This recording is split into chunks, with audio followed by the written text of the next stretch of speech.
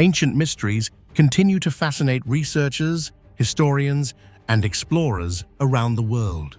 Hidden temples deep in remote mountains, giant stone formations shaped with uncanny precision, and artifacts that seem centuries ahead of their time all point to a past that may be far more complex than we imagine. Many ancient sites show extraordinary knowledge of astronomy, mathematics, and engineering knowledge that still surprises modern scientists. Despite decades of study, the true purpose of many ancient structures remains unknown. Were they ceremonial centers, astronomical observatories, or something we have yet to understand? These enduring ancient mysteries remind us that history is not a finished story. Instead, it is an ongoing discovery revealing clues about lost civilizations and forgotten technologies that may reshape how we view the ancient world.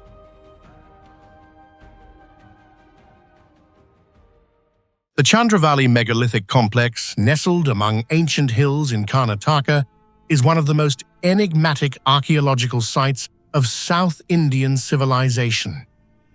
Every stone slab, every burial chamber, every razor-sharp cut on the granite surface raises profound questions about the technological abilities of prehistoric humans. From afar, Chandra Valley appears to be just a peaceful valley surrounded by 3 mountain ranges. But as one approaches, it quickly becomes clear that this was not merely an early settlement, it was a complex, ceremonial funerary and trading landscape that existed across several millennia, recording the footsteps of ancient communities from the megalithic era to the Satavahana and Chalukya dynasties. The most striking feature of Chandra Valley is its megalithic burial system, constructed with a level of precision that seems impossible, far exceeding what is expected from the tool's materials and knowledge of its era.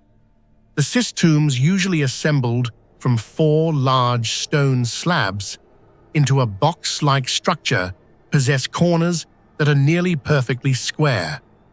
The multi-ton stone slabs are not only positioned upright, but fitted together so tightly that even a thin blade cannot be inserted into the gaps. This raises a major question. How did communities without steel-specialized carts or metal pulleys erect structures that even modern engineers would need careful calculations to accomplish? The cist tombs at Chandra Valley also show evidence of highly refined leverage techniques and sophisticated weight alignment. Some slabs are placed atop 2 standing stones to form dolmen stone table-like structures. Strangely, these capstones often have balanced weight distribution and rest perfectly centered on narrow points of contact, as if ancient builders had an intuitive understanding of load distribution and counterweight mechanics. Many archaeologists have attempted to replicate the dolmen building process, yet none can fully explain how such accuracy was achieved without modern measuring tools. Did they possess a surveying method based on astronomical observation, or a system of wooden stakes and ropes now lost to history? Moreover, the surfaces of the Chandra Valley tombstones bear unnaturally flat cuts, unlike natural fracture lines. This indicates that ancient builders not only selected appropriate stone types, but also crafted them using techniques still debated today. Some theories propose heating the stone and cooling it rapidly with water, while others suggest rhythmic stone hammering to achieve smooth planes. Whatever the method, one must acknowledge that their skill and patience far exceeded typical expectations. Many slabs at Chandra Valley have edges so straight that they appear as though shaped with industrial saws. Venturing deeper into the Chandra Valley leads to the Ankali Mutt cave system, which preserves ancient paintings depicting the spiritual life of the region's inhabitants. The artworks portray human figures, deities, religious symbols, and ritual scenes painted with pigments that have survived thousands of years with surprising vibrancy. The composition of these pigments remains a mystery, as they do not fade completely over time. Their durability, despite high cave humidity, suggests that the ancient artists must have used extremely resilient natural binding agents. Nearby excavations have uncovered Roman coins from emperors such as Augustus Tiberius and Hadrian. These coins, found alongside local pottery and finely crafted ornaments, prove that Chandra Valley was once an important international trading point. The discovery is puzzling. A landlocked settlement far from the coast and not situated along known trade routes somehow possessed numerous Roman artifacts. This raises the question, was Chandra Valley a hidden commercial hub or a key transit node in the east-west trade network? The valley also contains a massive basin-shaped depression with an unusually even circumference. Some theories suggest it was an artificial lake for rituals. Others believe it was a megalithic quarry for soil or stone extraction. However, the bottom surface does not resemble a quarry at all. It appears leveled and reinforced. Earth layers surrounding the depression show signs of communal activities, possibly linked to ceremonies performed after burials in the nearby megaliths. Chandra Valley bears witness to over 3,000 years of layered cultural occupation from the megalithic era through the Satavahana and Chalukya dynasties. Each cultural period left behind artifacts, structures, and imprints, turning the site into a multi-layered archaeological narrative like a monumental epic carved in stone. The diversity of religions, from indigenous beliefs to Buddhism and Jainism, made Chandra Valley a sacred center for many communities. Across all these cultural layers, the most astonishing aspect remains the impossibly precise construction of the stone tombs. These megalithic structures are not mere burials.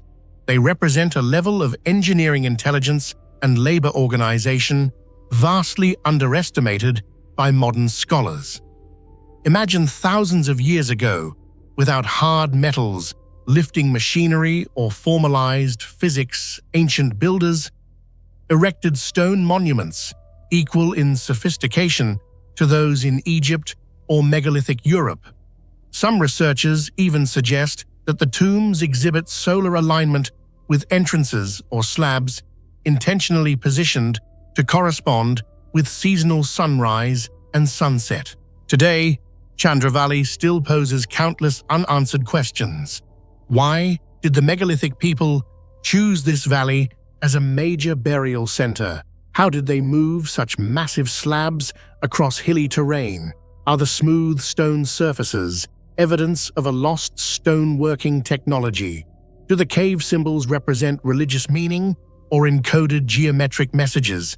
Does the presence of Roman coins imply a once prosperous city buried under layers of earth? And what truly was the purpose of the mysterious basin? Each question opens another layer of mystery, making Chandra Valley one of the most speculation-rich archaeological sites in India.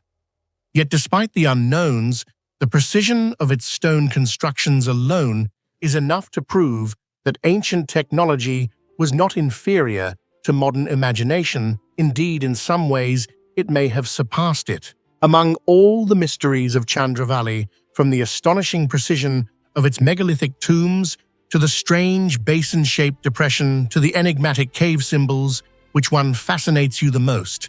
And what do you think the real explanation might be? Share your thoughts in the comments below.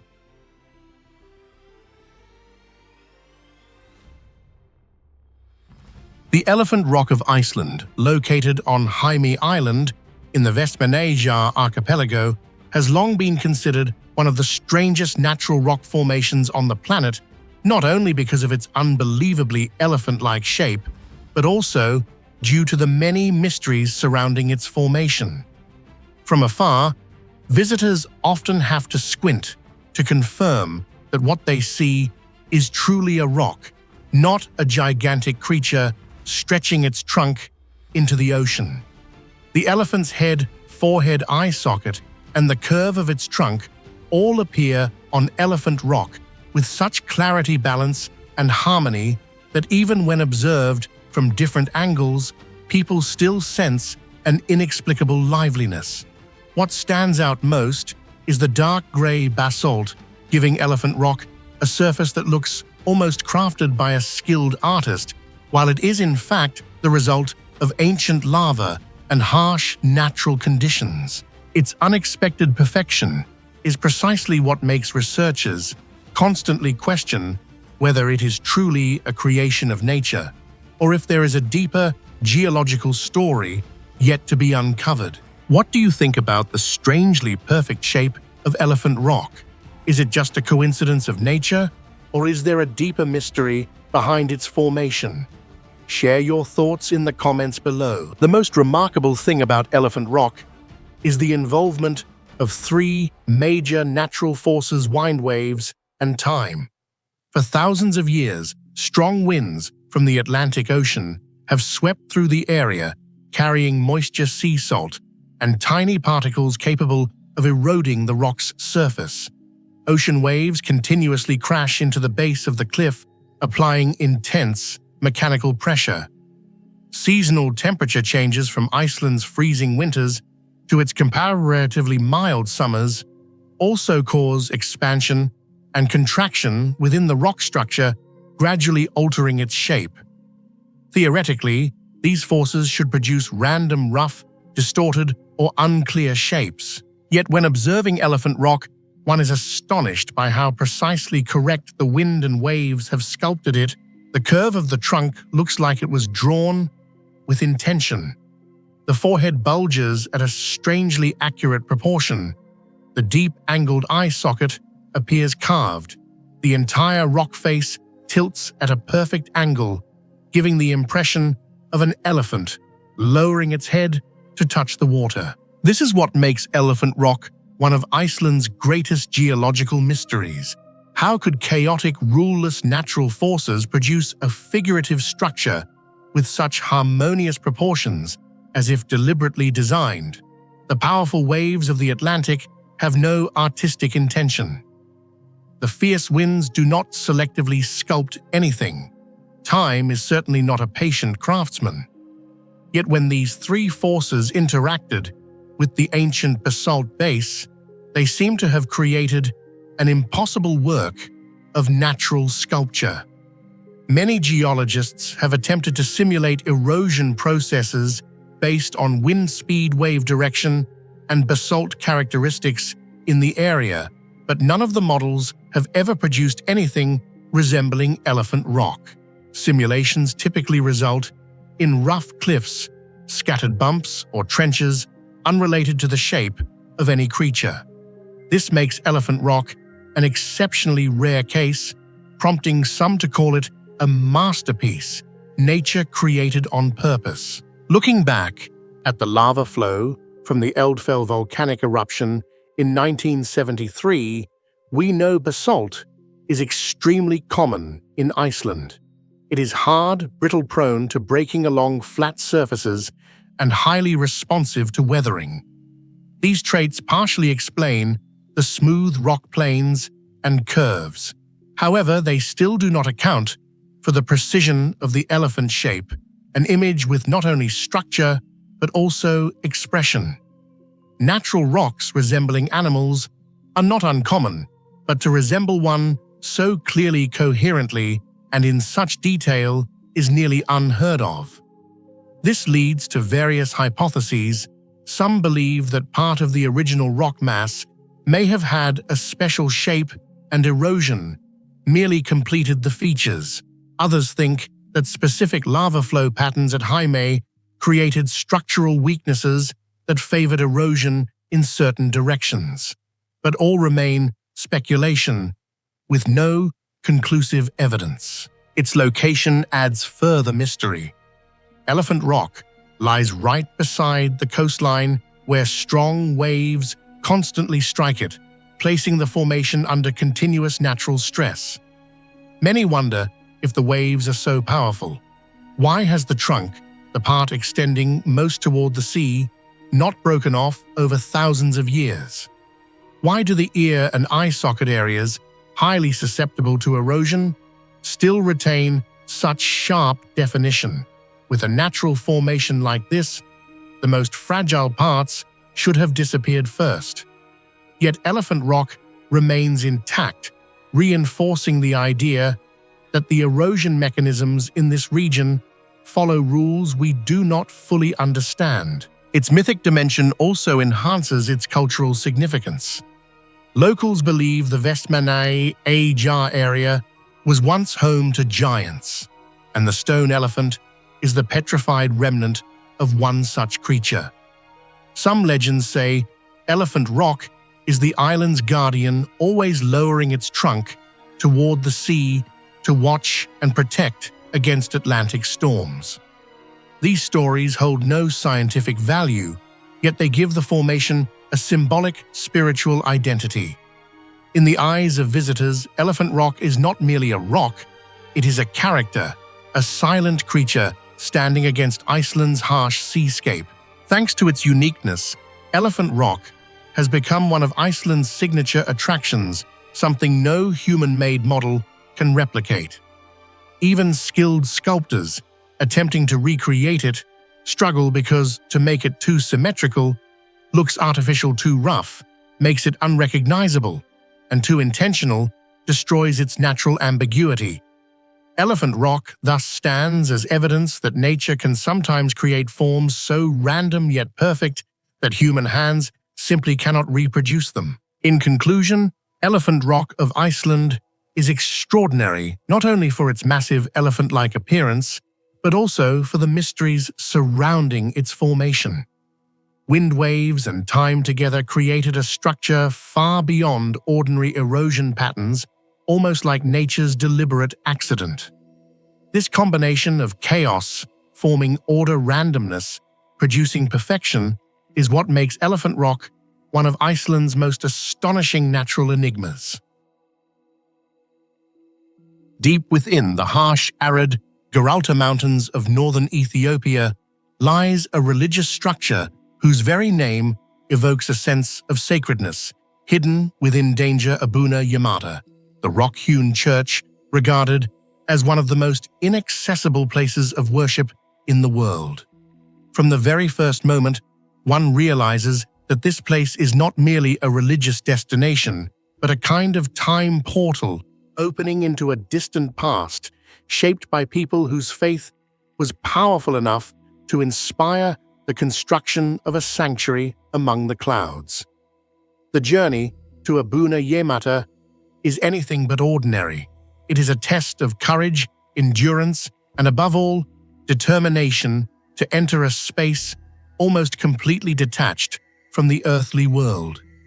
Climbing steep vertical cliffs following tiny crevices barely wide enough for fingertips, every step reveals that this is a site nature seems to have intentionally concealed, reserved only for those truly seeking pure spirituality. If you were faced with such a dangerous journey, would you dare to climb up to witness the Abuna Yemata Church with your own eyes? Share your thoughts in the comments below. The church was not constructed in the conventional sense. No bricks, no transported pillars.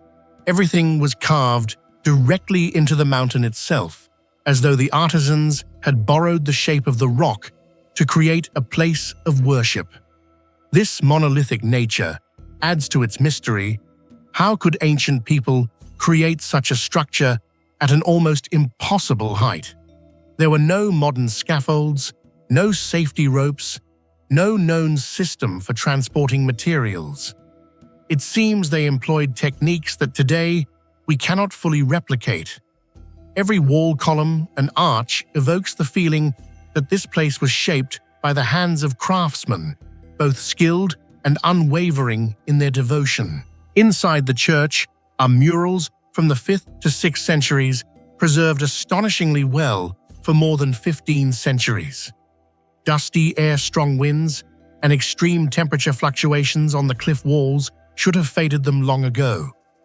Yet strangely, the colors remain sharp, the lines smooth, and the natural light brings life to depictions of angels and saints, stunning all who see them. Researchers have not been able to determine the exact pigments used or whether the rock contains special minerals that helped preserve the colors. Some propose that the dry climate and enclosed space created a natural preservation chamber, but this still does not fully explain their extraordinary longevity. However, the most mysterious and distinctive element of Abuna Yemata is its location and near absolute isolation on a vertical cliff, hundreds of meters high, far from any settlement, and surrounded by natural stone walls. It is not only difficult to reach, but so solitary that one must ask, why build a church here? What compelled ancient monks to choose a place even wild animals could barely access? A common theory suggests the location served as a natural defensive mechanism. In earlier times, the Tigray region experienced many conflicts. A sacred site needed protection, and no fortress or man-made wall could match the sheer security of a vertical cliff. Yet on closer inspection, the church does not resemble a wartime shelter. There are no storage areas, no signs of large-scale habitation, no space for many people to hide. This weakens the theory of military protection. Another explanation is deeply spiritual. Ancient monks believed that the higher they were, the closer they came to heaven, and the further they distanced themselves from earthly temptations. Climbing to this place became a purification ritual, with each difficult step serving as a test of faith. Some pilgrims say that upon completing the final ascent and entering the narrow doorway of the church, they feel a profound inner transformation, a deep peace, as though all worldly worries were left in the valley below. Perhaps this was the true purpose of the isolation, to create a journey that one must spiritually overcome before encountering the divine. But there is an even bolder theory. The church's location may have been chosen based on natural energy points in the region. Grolier contains rock formations millions of years old, and some researchers suggest that ancient monks, consciously or unconsciously, sensed energetic resonance on these rocky peaks. Other churches in Tigray are also built high up, but none reach the extreme isolation of Abuna Yemata. This makes it appear like a spiritual apex in an ancient sacred network, perceived through religious intuition. Another factor deepening the mystery is its near-total separation from the world below. No major roads lead to it, only footpaths carved by generations of pilgrims. Animals or heavy materials cannot be brought up. Large construction tools could never have been transported here. No one can explain how ancient people, more than 1,000 years ago, accessed this site long enough to complete a full structure, not to mention decorate it with intricate murals. This is particularly difficult to understand, given the technology of their time. No industrial rope, no metal anchors, no modern drills or hammers. Perhaps they used now lost traditional methods or wooden and leather tools that have not survived. For the local community, the answer is simpler, yet steeped in mysticism. They believe Saint Abuna Yemata chose this site because he could walk on cliffs by divine grace, making the construction of a church here entirely natural and in accordance with holy intention. Such stories elevate the place to the realm of myth, beyond the boundaries of archaeology or conventional architecture. From any perspective, the isolated location of Abuna Yemata raises countless unanswered questions. Strong winds blow continuously. The stone floor is slippery. Temperatures shift drastically between day and night, conditions entirely unsuitable for construction. Yet the church has stood firm for more than 15 centuries. Not only firm, but remarkably preserved.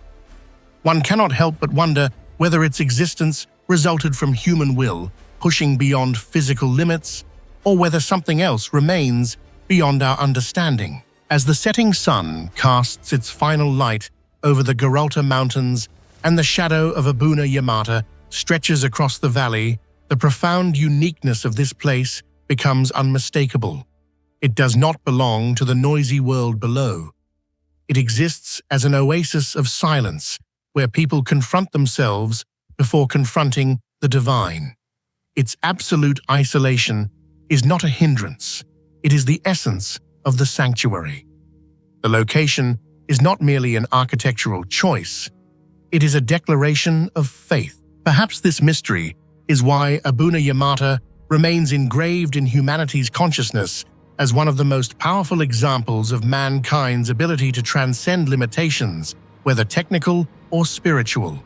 A church among the clouds, a perilous pilgrimage, an unanswered question, all merging to form one of Ethiopia's most sacred and enigmatic wonders.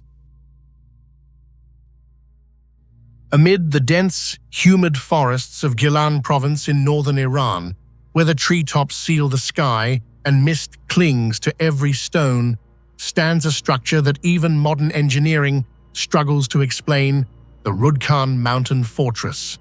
This fortress, with defensive walls stretching more than 2 kilometers and rising along mountain slopes nearly 800 meters high, seems to defy every principle of construction, transportation, and military strategy. The greatest mystery lies in the fact that no one truly knows who first built it, when it began, or what techniques were used to create a structure capable of resisting time within such a harsh environment. All of this makes Rudkhan one of the most enigmatic strongholds in the Middle East. Scattered historical notes suggest that the foundations may date back to the Sassanid era, while many walls and watchtowers were later rebuilt during the Seljuk period. This layering, combined with the absence of detailed documentation, makes Rudkhan's history resemble a veil of fog. We can see its contours, yet its essence remains obscure. Who do you think first built the Rudkhan fortress, and why do you believe such a massive structure is almost entirely absent from historical records? Share your thoughts in the comments below. One of the most striking elements of Rudkhan is its location. The terrain of Gilan is notoriously difficult. Steep mountains, damp soil, slippery stones, winding paths, and dense forest. Yet the ancient builders not only reached these inaccessible places, they constructed hundreds of meters of walls, watchtowers, monumental gates, and 2 separate defensive complexes positioned on the eastern and western sides of the mountain. They exploited every contour of the terrain, turning cliffs into natural barricades, hilltops into strategic vantage points, and the entire forest into an impenetrable defensive shield. Every architectural detail in Rudkhan displays a remarkable understanding of nature. But what confuses archaeologists the most is not the design or the location, it's the unexpected longevity of the structure. Gilan is one of the most humid regions in Iran. Moss grows within years, stone erodes rapidly, and wood decays in a short time. Yet the walls of Rudkhan, after centuries of rain, mountain winds, and thick mist, remain almost intact. The walls do not crack in typical ways. The remaining mortar shows a composition unlike any other ancient material found in the region. Some researchers suggest that Rudkhan's builders may have used a mixture of local minerals combined with organic compounds to create an extraordinarily moisture-resistant mortar. But without ancient records describing the recipe, this remains only a hypothesis. However, the greatest mystery and the topic of decades of debate is the question of how such an impossible-to-build structure emerged deep in the mountains. When examining the terrain, archaeologists face the same question: how did ancient builders transport thousands of tons of stone to the mountaintop over slopes that are nearly vertical? There is no trace of ancient transport routes, no stations for storing materials, no evidence of pulleys or carts, no proof of animal traction or large labor forces. So where did the stones come from? How were they carried upward? Constructing 2 kilometers of continuous defensive walls requires an enormous amount of stone. These stones did not simply roll down from nearby slopes, they were selected and shaped to fit tightly, which means they were transported from other sources or lower geological layers. On such terrain, this task should have been nearly impossible. Some theories attempt to explain the puzzle.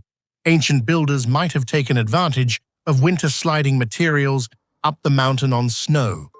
Perhaps forest roads once existed, but have since been reclaimed by nature. Or maybe herds of pack animals carried stones in small loads, but none of these theories are supported by archaeological evidence.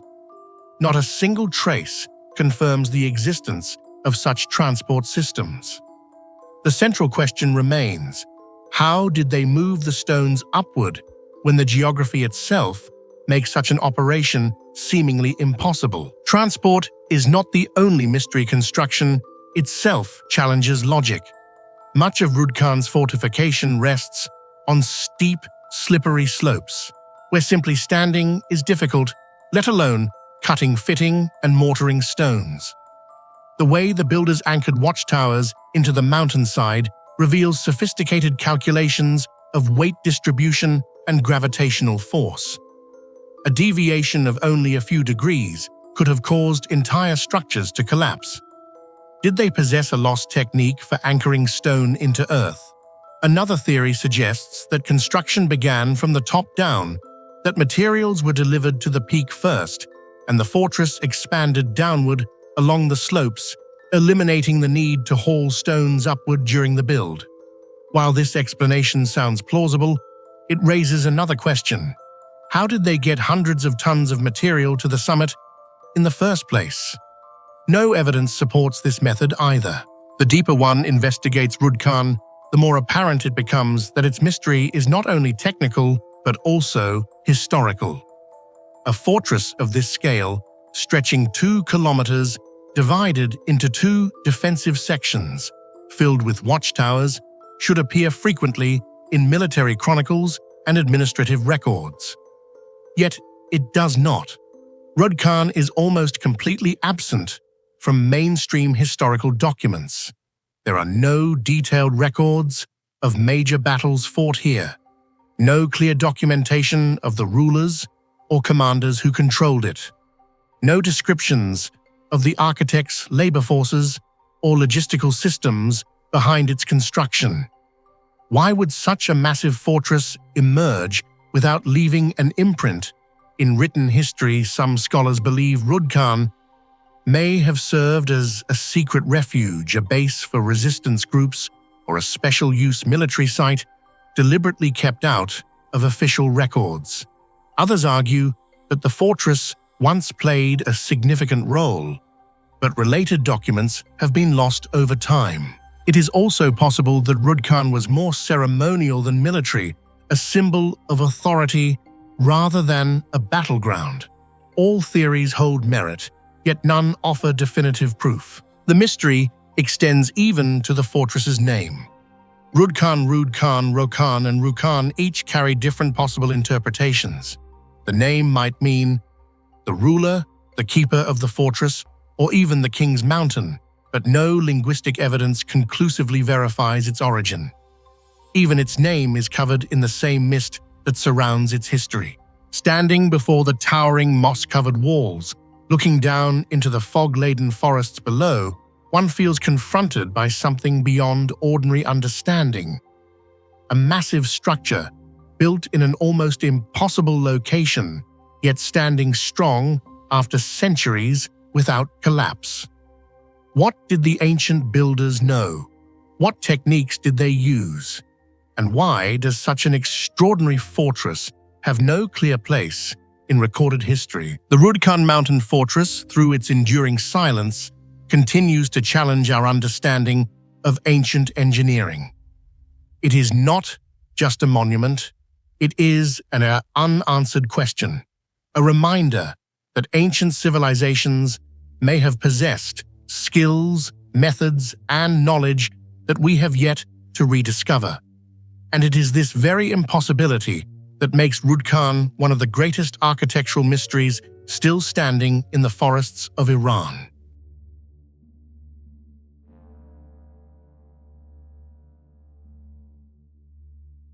The Terracotta Army, the vast ceramic force buried with Qin Shi Huang, has long been considered one of humanity's greatest archaeological wonders, not only for its enormous scale, but also for the technical mysteries that far surpass what we typically understand about craftsmanship during the Warring States period and the early Qin dynasty.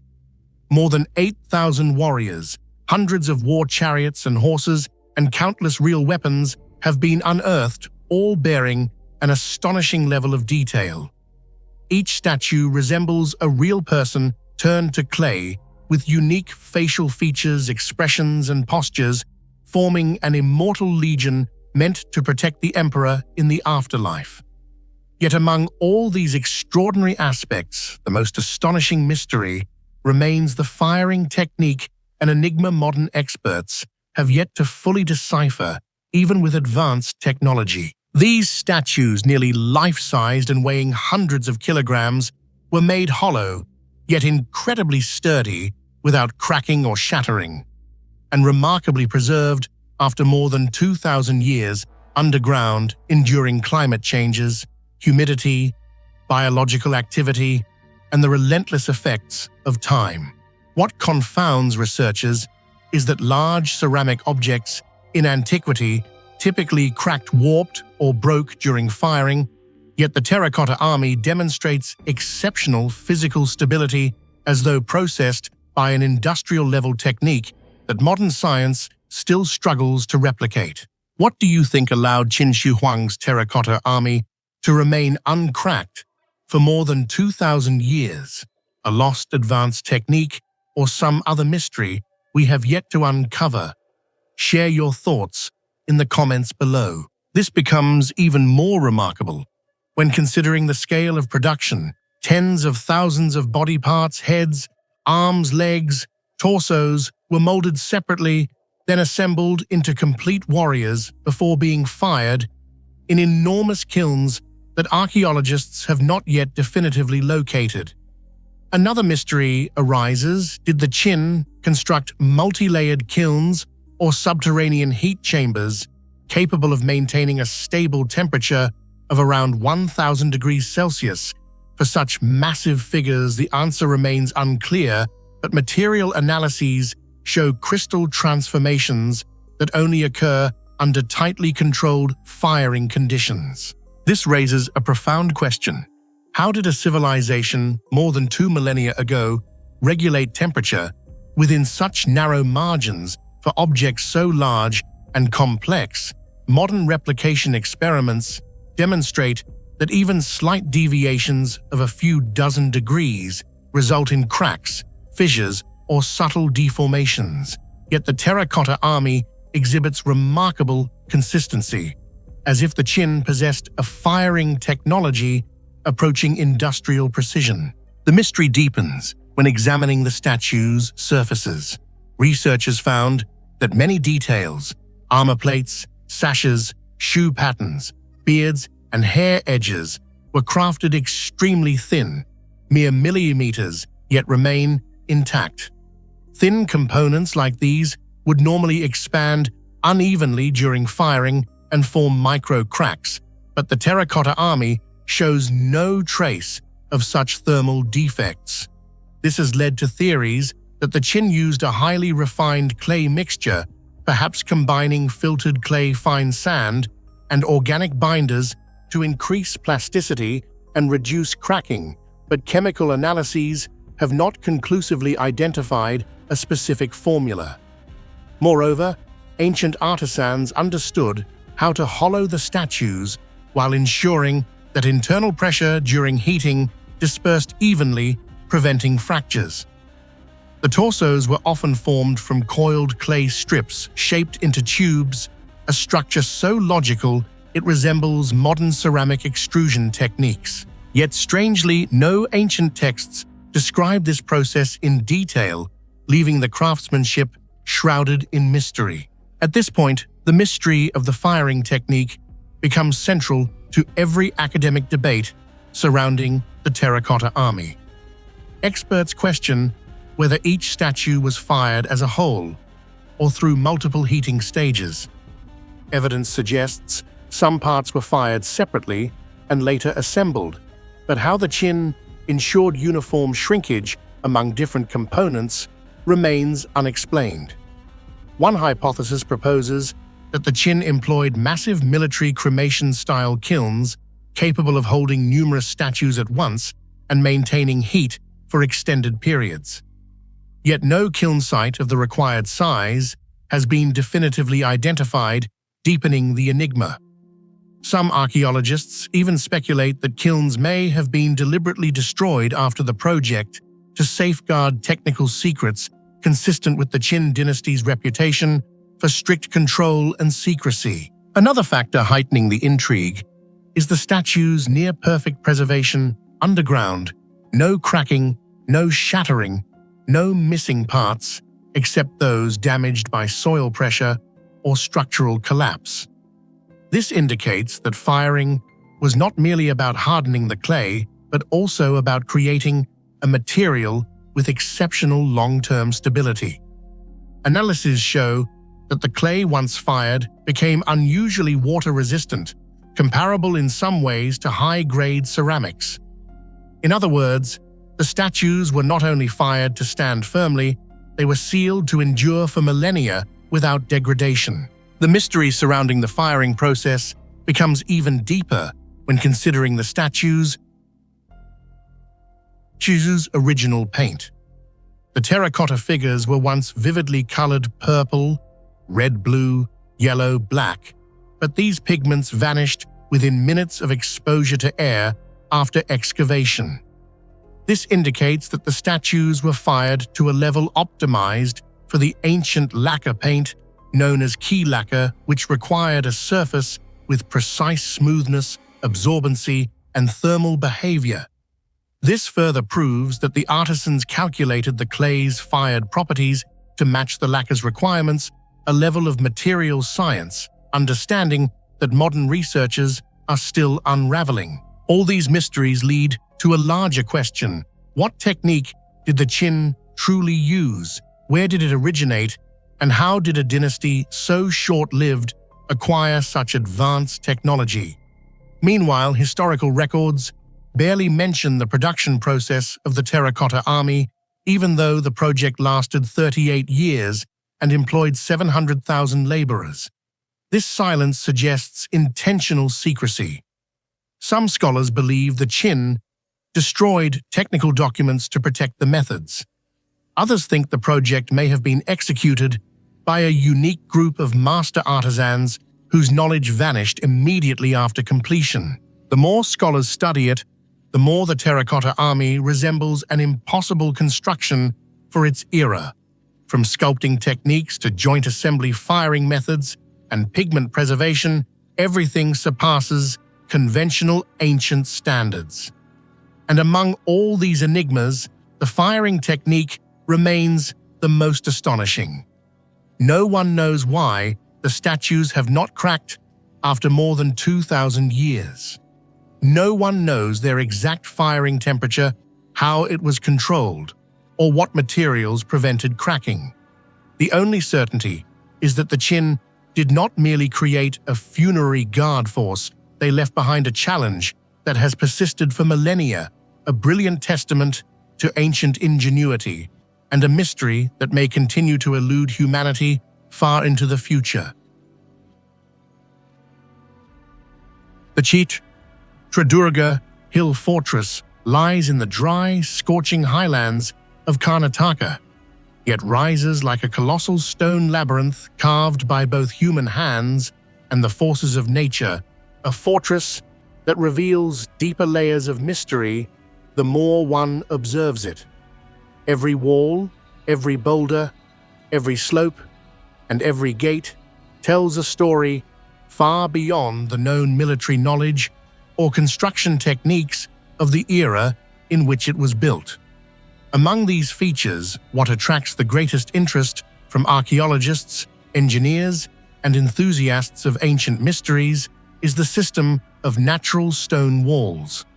Walls formed from massive granite blocks on the mountainside, tightly fitted in ways that defy explanation, with no clear understanding of how ancient builders quarried, transported, and positioned them with such precision.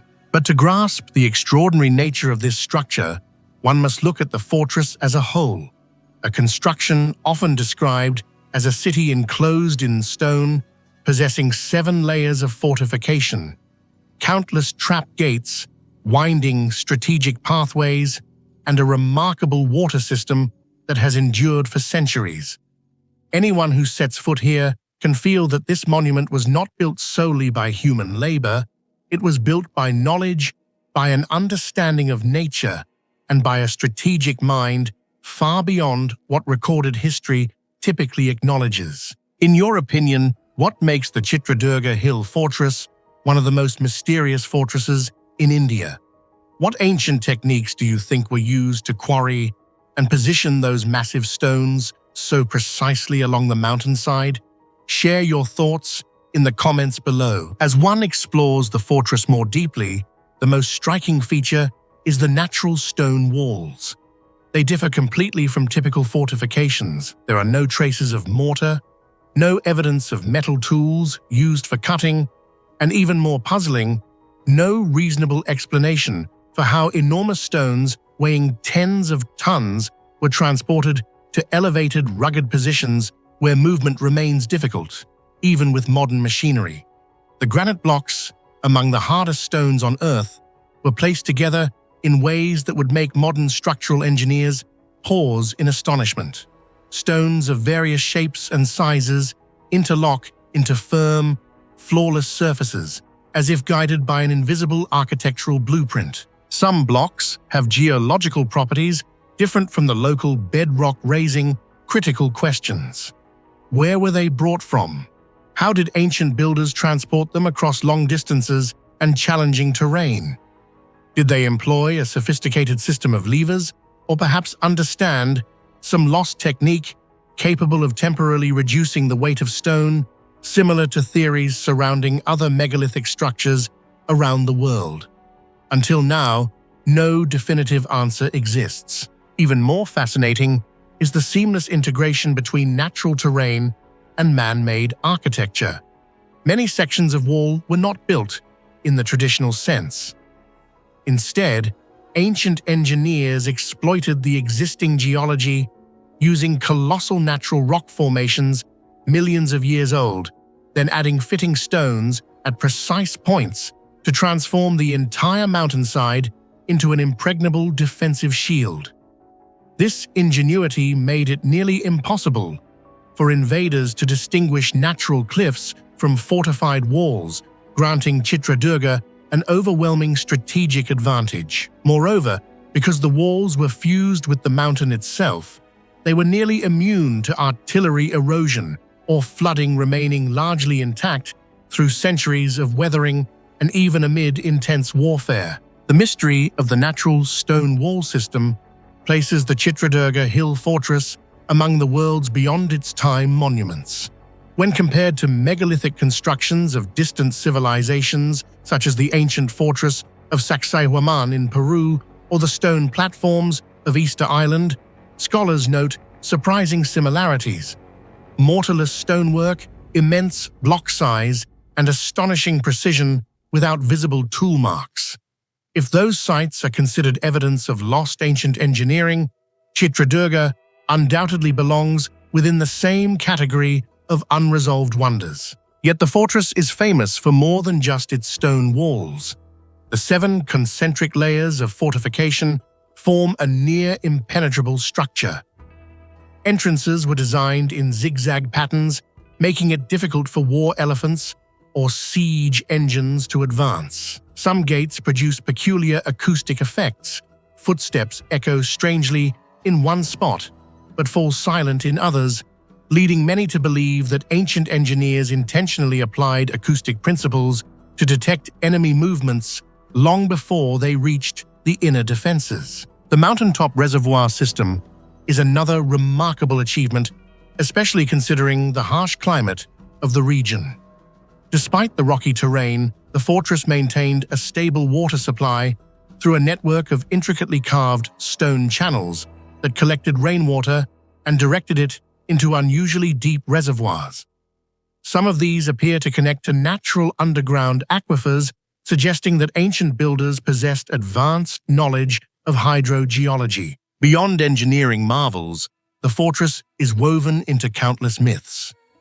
The legend of the giant Hidimba from the Mahabharata has led many to believe that Chitradurga's massive stones might be remnants of ancient mythical battles. Though archaeology provides no direct support for this tale, the sheer scale of the stones reinforces the local belief that the construction carries a touch of the supernatural. Another enduring tale is that of Onake Obava, a symbol of courage.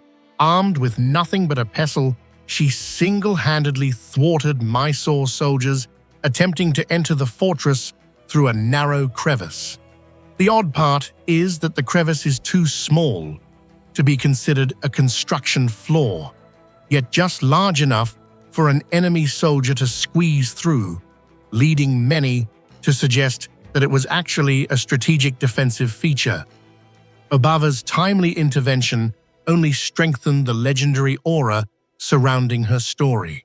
In its entirety, the Chitradurga Hill fortress is more than a military structure. It is a stone chronicle of ancient engineering, strategic mastery, and human imagination. But among all the extraordinary elements that define this site, the natural stone wall system remains the most mysterious. No one knows the exact techniques used. No one knows the true origins of several massive blocks, and no one can explain why everything fits together so flawlessly despite centuries of erosion. The greatest question remains: did the builders of Chitradurga possess advanced construction knowledge now lost to history, or did they simply understand nature in ways modern humans no longer do? Whatever the answer may be, the fortress continues to challenge our understanding of ancient capabilities crafted by ancestors who turned mountains into fortresses and time itself into a testament to their extraordinary skill.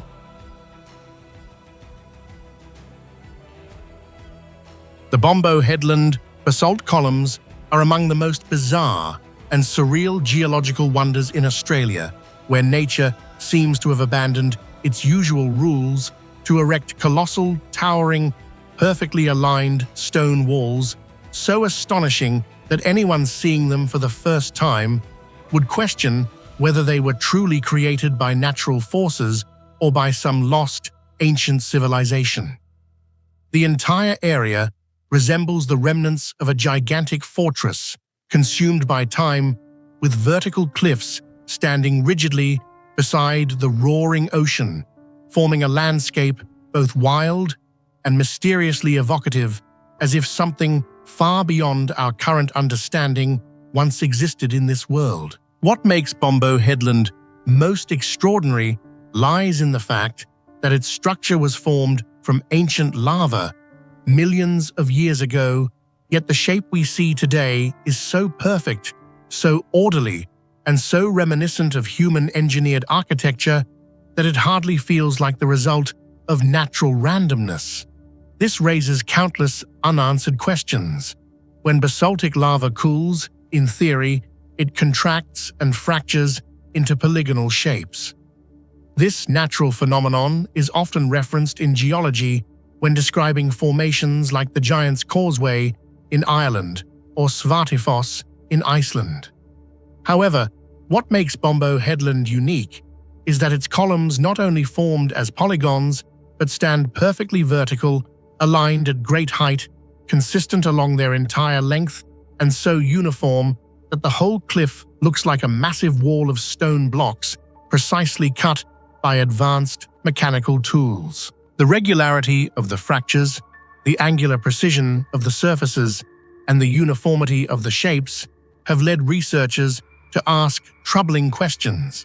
How could a natural cooling process produce forms nearly flawless, lacking any warping or distortion? Why did thousands of basalt blocks fracture in a consistently unified pattern despite the ever-changing environmental conditions during cooling? Some experts even claim that this degree of uniformity exceeds what standard physical models can currently explain. The columns at Bombo are not only straight but implausibly tall. Viewed from below, they resemble natural ramparts, fortress walls from some ancient defensive architecture. Sunlight striking the stone highlights long, vertical grooves that look as if an enormous tool had drawn them downward in perfect lines. This continuous repetition of geometric patterns along towering vertical cliffs makes Bombo one of the most puzzling polygonal basalt formations in the world. While the Giant's Causeway expands across the ground surface, Bombo rises vertically with exceptional perfection, and this verticality prompts questions about cooling rate, geothermal conditions, pressure distribution, and structural separation, none of which have been fully replicated in experimental models. Furthermore, upon close observation, geologists have noticed something peculiar. The fractures at Bombo tend to divide evenly along the cross-sections, forming a massive geometric grid. These fractures are not only straight, but consistently angled, something difficult to achieve without an extremely uniform cooling process. This has led to speculations about unknown geothermal conditions in the Earth's crust at that time that might have produced such even pressure and temperature distribution. But this remains only a hypothesis, as no similar geological data from nearby regions supports such conditions. Adding to the enigma are traces from the period when the site was used as a basalt quarry in the 19th century.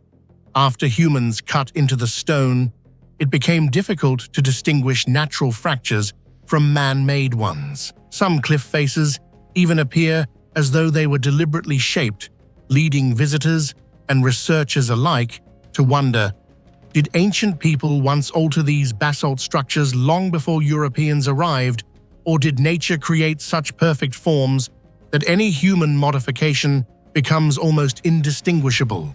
Regardless, the original perfection of the natural columns remains the greatest mystery. While many basalt formations around the world exhibit a degree of randomness, Bombo achieves near absolute geometric precision, giving the impression that this place is a kind of natural laboratory where physical laws operate differently from anywhere else. When ocean waves crash into the base of the columns, the resulting echoes sound as though they come from within a massive chamber. Acoustic specialists believe that the vertical repeating column shapes create natural diffraction effects, causing the sound to spiral deepen and resonate unnaturally. This produces the uncanny sensation of standing before a stone gateway that breathes with the rhythm of the sea, enhancing the mysterious atmosphere of the entire landscape. The basalt columns also change color depending on weather conditions, shifting from glossy black to cold purple, deep blue, or reddish brown. These variations are not merely oxidation, but relate to crystal structures formed under unusual cooling conditions. Yet another puzzle tied to the abnormal thermal processes that shape the formation.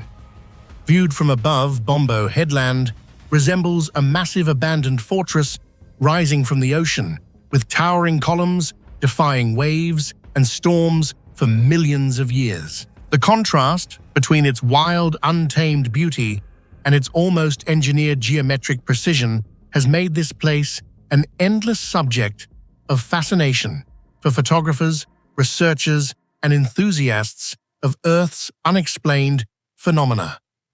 Ultimately, the most mysterious aspect of the Bombo Headland basalt columns is not how they were created, but the fact that nature produced something that looks so profoundly unnatural. What do you think makes the rock formations at the Bombo Headland basalt columns so perfect that they appear almost unnatural?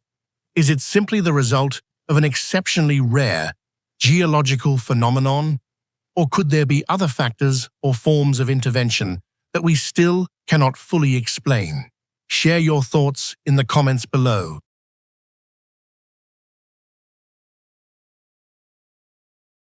The Grolier Codex has long been regarded as one of the most controversial ancient books of the Maya civilization, not only because of its rarity, since only 4 Maya codices have survived into the modern era, but also because of its mysterious, opaque history and the decades-long doubts surrounding its authenticity.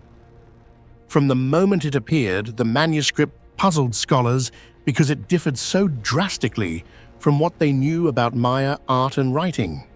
Yet it was precisely these differences that sparked one of the longest and most complex debates in Mesoamerican archaeology. To understand why this book is so important, one must look into 3 layers of mystery: its questionable origins, its non-standard artistic style, and most significantly, the academic battle over whether it is truly a Maya creation or merely a sophisticated modern forgery produced in the 20th century. If you were an archaeologist, which would you find more convincing, that the Grolier Codex is an ancient Maya manuscript misunderstood for decades, or that it still contains details that make you question its authenticity? Share your thoughts in the comments below. The story begins in the late 1960s, when the manuscript was said to have been found in a cave in southern Mexico, yet not by any official archaeological team. Instead, it surfaced in the hands of antiquities dealers and was later brought to New York, where it was first exhibited in 1971 at the Grolier Club, hence its name, the Grolier Codex. Immediately, its murky origins generated thick suspicion. In archaeology, any artifact lacking provenience, lacking excavation records, or emerging from the black market is automatically suspect, for it could easily be a modern fake made for profit. And the Grolier Codex embodied every warning sign, smuggled out through illicit trade with no known finder, no documented find spot, and not a single piece of verifiable evidence linking it to an authentic Maya archaeological context. As experts examined the manuscript, the skepticism intensified. The surviving Maya codices, such as the Dresden, Madrid, and Paris codices, display refined artistic styles, rich symbolism, dense glyphic layers, and intricate decorative patterns. By contrast, the Grolier Codex features simple lines, open composition, limited colors, and deities drawn in a rigid, almost rough manner. Many scholars described it as too simple to be Maya, lacking ritual complexity, or even devoid of the spiritual artistry of Maya scribes. Furthermore, the manuscript focuses almost entirely on the Venus cycle, a subject the Maya heavily emphasized, but one that a modern forger could easily imitate using published research. As a result, in its early decades, most scholars assumed the manuscript was fake. Several papers in the 1970s through the 1990s bluntly labeled it a spectacular hoax, a sophisticated modern forgery, or a substandard imitation of Maya aesthetics. The issue was not only its style, but also its context. It is extremely rare for a Maya codex to survive to the present, unless preserved under exceptional conditions, and even rarer for one to appear outside proper archaeological channels. For roughly 30 years, the Grolier Codex was pushed to the margins of academic study and was not considered a reliable source. The turning point came when modern scientific techniques were applied.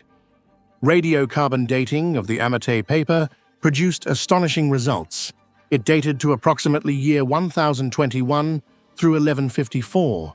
That is the 11th to 12th centuries, making it older than any previously known Maya codex, including the Dresden Codex.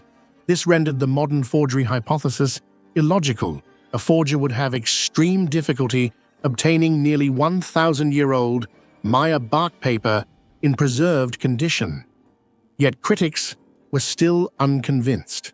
They asked, what if a forger found ancient blank paper and painted on it? Indeed, that possibility could not be dismissed outright. Thus, further chemical analyses were conducted. The red pigment was identified as natural cinnabar used in pre-Columbian times. The black pigment was carbon-based, and no traces of modern synthetic pigments from the 20th century were found. Under microscopic examination, the paint layer displayed natural age cracking consistent with hundreds of years of existence. Such characteristics would be extremely difficult to fake, especially on thin absorbent amate paper. The more the manuscript was analyzed, the more its material properties aligned perfectly with the post-classic Maya period. These findings caused the long-held skepticism to begin weakening. But the most important question remained: why does its style differ from the other codices? After many years of debate, researchers identified a more convincing explanation. The Maya did not have only one artistic tradition. The surviving codices represent the highest tier of scribal craftsmanship, meticulously produced and preserved by elite priestly classes. Meanwhile, the Grolier Codex was likely a local ritual manuscript, not intended for long-term preservation, created for a small group with a minimalist style and limited decoration. This explains why its composition is sparse, its iconography simple, yet its astronomical content highly precise. The climax of the debate came in 2016 through 2017, when scholars from several major universities published the most comprehensive study ever conducted on the manuscript. They concluded that all evidence materials, pigments, page structure, content sequence, iconographic patterns, and even the tiny handmade irregularities proved that the Grolier Codex is indeed an authentic Maya manuscript, not a forgery. They further argued that the stylistic differences are not signs of deception, but marks of a lesser-known artistic tradition, expanding our understanding of Maya cultural diversity. When the Mexican government officially recognized it under a new name, the Maya Codex of Mexico, the formerly rejected manuscript, was re-elevated as the oldest surviving book in the Americas, marking a dramatic reversal in archaeological history. Today, as scholars reflect on a debate that lasted nearly half a century, the Grolier Codex stands as a prime example of the clash between aesthetic intuition and scientific evidence. It teaches a crucial lesson: the past does not always conform to the expectations of the present. And the Codex's long journey from suspicion, rejection, and accusations of fraud to eventual validation has made the Grolier Codex one of the most mysterious and compelling ancient books ever discovered. The skull rock of Joshua Tree is one of the geomorphological phenomena that leave people both astonished and doubtful about the creative power of nature. In the vast desert of Southern California, where granite boulders have been eroded for ages by harsh winds and extreme temperatures, a structure suddenly appears with an almost perfect resemblance to a human skull. Two deep, dark eye sockets, an elongated nasal depression, and rugged contours reminiscent of a real skull create such a striking impression that many first-time visitors believe it to be an ancient carving or the artwork of some long-lost civilization. Yet the remarkable truth is that this entire form was created without any human intervention, turning skull rock into a symbol of natural mystery. Do you think this perfect skull shape is truly a product of nature, or could there be something more behind it? Share your thoughts in the comments below. From afar, Skull Rock looks like a face, staring directly at the observer, but the closer one approaches, the more its intricate details reveal themselves. The granite here formed millions of years ago as magma cooled beneath the Earth's surface. After being uplifted into its present position, the rock began to endure the severe weathering of the Mojave Desert. This is where the strange erosion mechanism of Skull Rock becomes a decades-long subject of geological debate. Typically, Tefoni weathering can create deep cavities on stone surfaces, but for it to form two symmetrical eye sockets, nearly equal in depth, and a nose worn down at the exact position needed to complete a face that is an incredibly rare phenomenon, nearly impossible to replicate. The first factor contributing to this formation is rainwater. Although Joshua Tree is a desert, it still receives occasional seasonal rains. Water seeps into tiny cracks in the granite, infiltrating deeper and beginning to break down its crystalline structure. As the water evaporates, minerals such as feldspar dissolve, leaving hollow spaces that gradually enlarge over time. The two eye sockets of Skull Rock are perfect examples of this mechanism, deep, round depressions that sit precisely where human eye sockets would be. Their symmetry has led many observers to ask, could this truly be a coincidence? Then comes the desert wind, an unceasing sculptor of time. Dry, hot winds sweep relentlessly across the Mojave, carrying fine grains of sand. As these grains strike the rock surface over thousands of years, they smooth protruding areas, carve deeper into weak points, and form natural curves. In the case of Skull Rock, wind has not only polished the forehead and cheekbones, but also contributed to the erosion of the area between the sockets, creating a protrusion resembling a nasal bridge. What is strange here is that the speed and direction of the wind should produce random and inconsistent patterns. Yet at Skull Rock, they seem to have selected exactly the right spots to form a face. This unexpected alignment leads many to believe that something more than randomness may be at play. Time, the third force in this mysterious trilogy, acts as the silent artist perfecting the stone sculpture. Tens of thousands, perhaps millions of years of erosion removed weaker minerals, rounded rough edges, and gradually carved out a form the human mind instantly recognizes. But the major question remains: how did three forces, water, wind, and time, all acting without intention, collaborate to create such a remarkably skull-like shape? This is what makes Skull Rock not only a geological phenomenon, but also a symbol of the mysteries embedded in natural processes. Scientists propose that Skull Rock is an extremely rare example of pareidolia, the human tendency to perceive familiar shapes within random patterns. Yet even with this explanation, the clarity of Skull Rock's face still compels experts to acknowledge it is rare for nature to create something that matches so perfectly.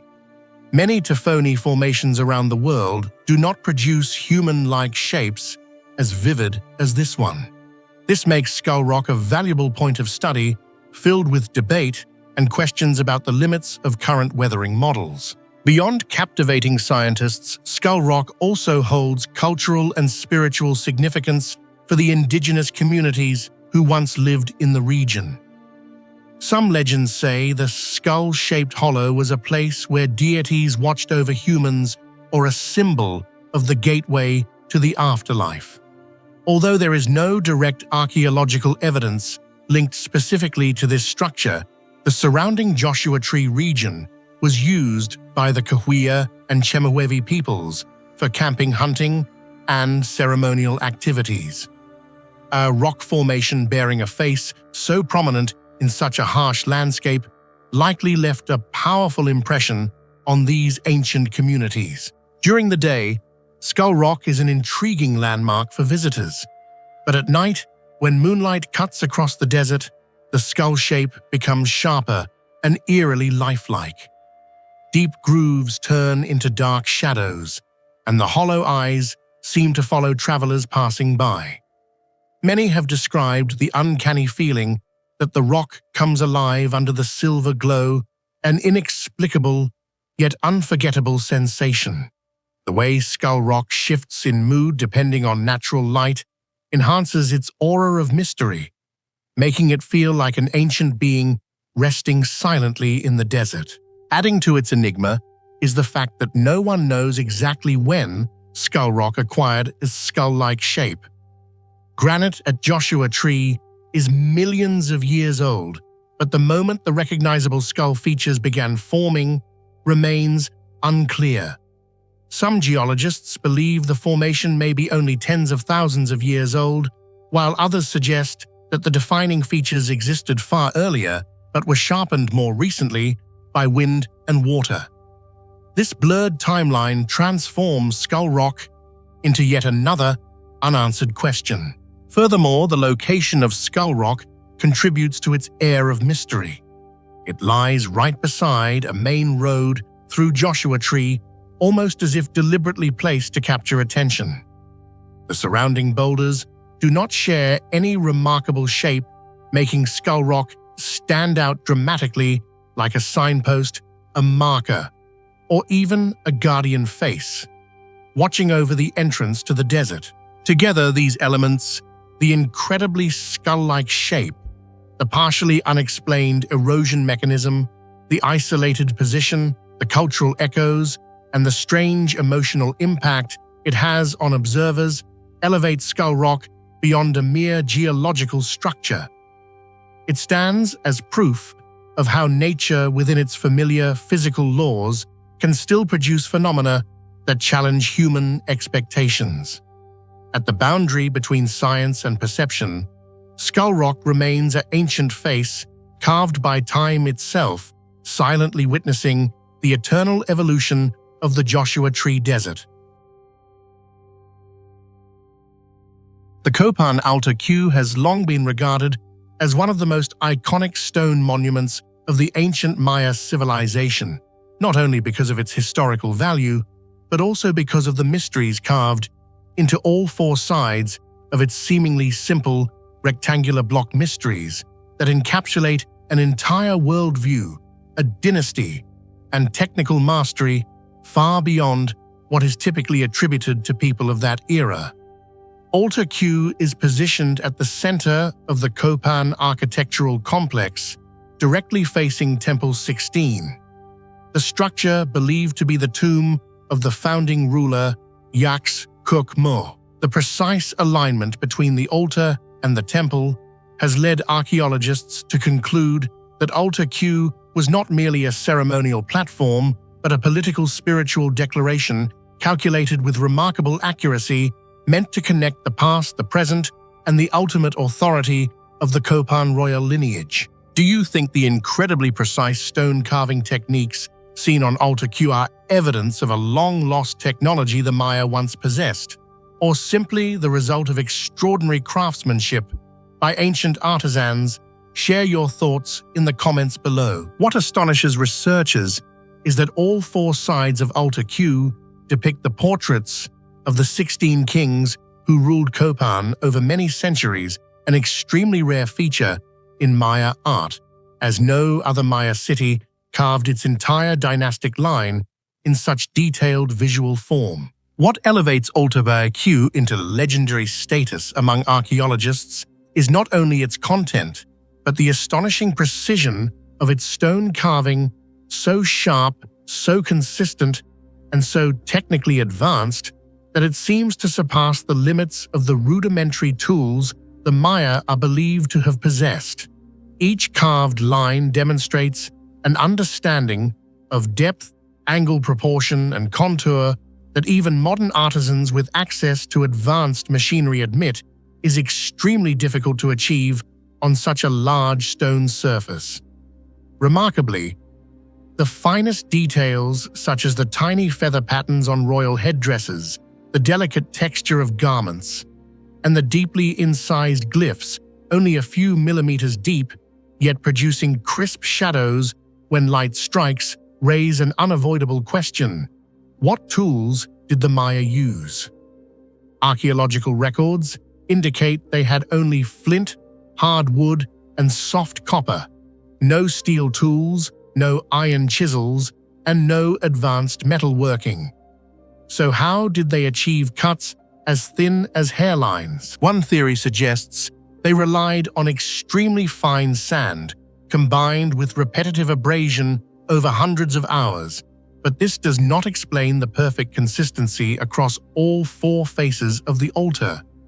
Another more radical theory proposes that the Maya may have possessed a carving technique now lost to us, perhaps involving a form of composite stone blade or a heat-based treatment that hardened the stone surface before carving. Whatever the truth may be, the craftsmanship of Altar Q clearly surpasses the standards of its era to the extent that many experts believe the monument required a fusion of technical knowledge, aesthetic mastery, and even astronomical understanding.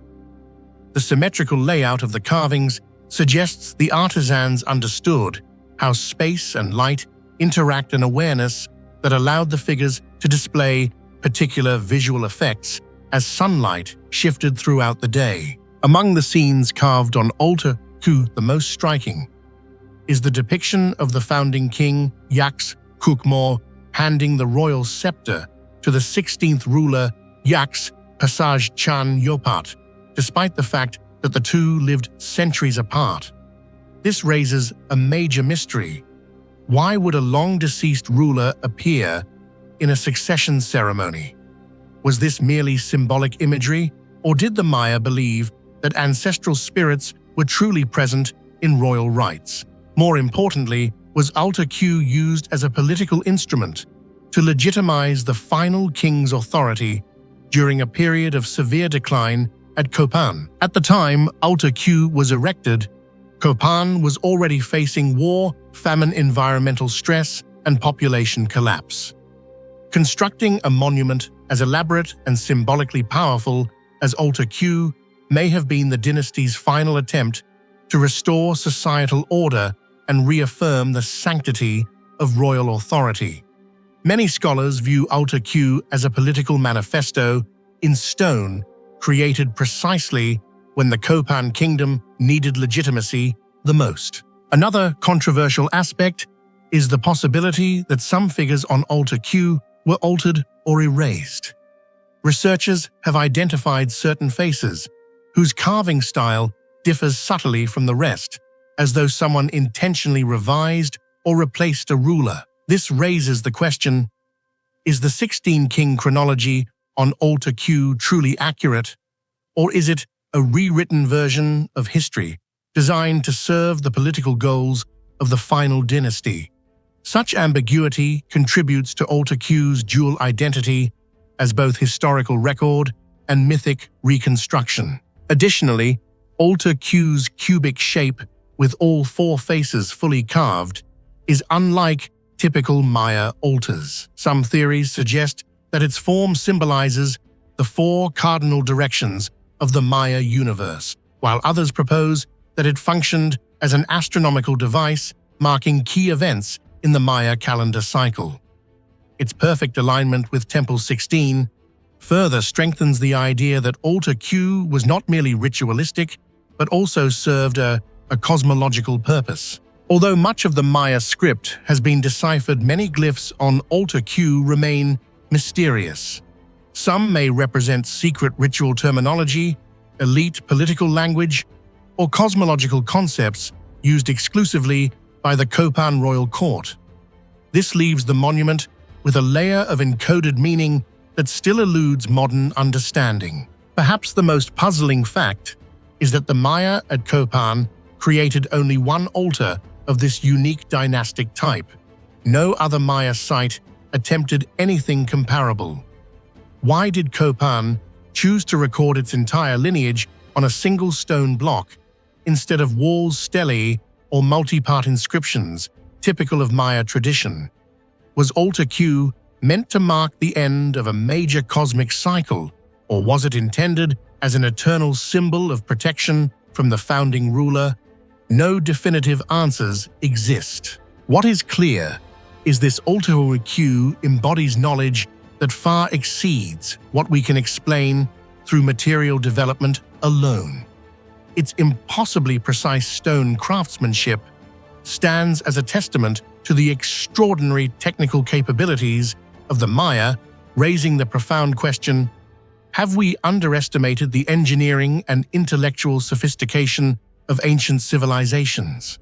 Or did they possess forms of knowledge, organizational systems, and worldviews that we have yet to comprehend? The fusion of technique, artistry, and symbolic authority makes the Copan altar Q one of the most enigmatic monuments of the Maya world, a seemingly silent stone block that nonetheless tells a story of time, power, and unanswered questions, captivating generations of scholars who still cannot fully unravel the secrets embedded in each razor-sharp carved line upon its surface.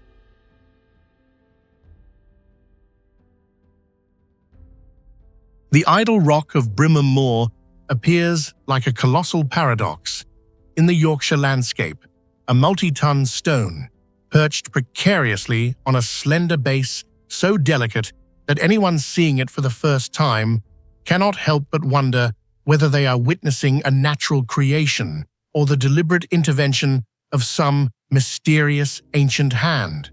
From a distance, idol rock resembles a massive stone mushroom, with its upper portion swelling wide and heavy, while its lower section narrows with such precision that it creates an almost illogical visual effect.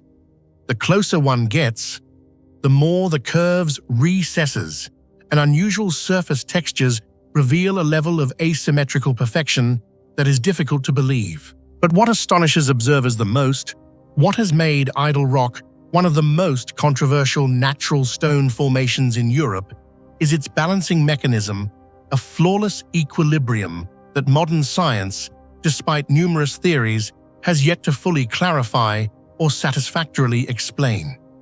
For thousands of years, idol rock has remained stable against strong valley winds.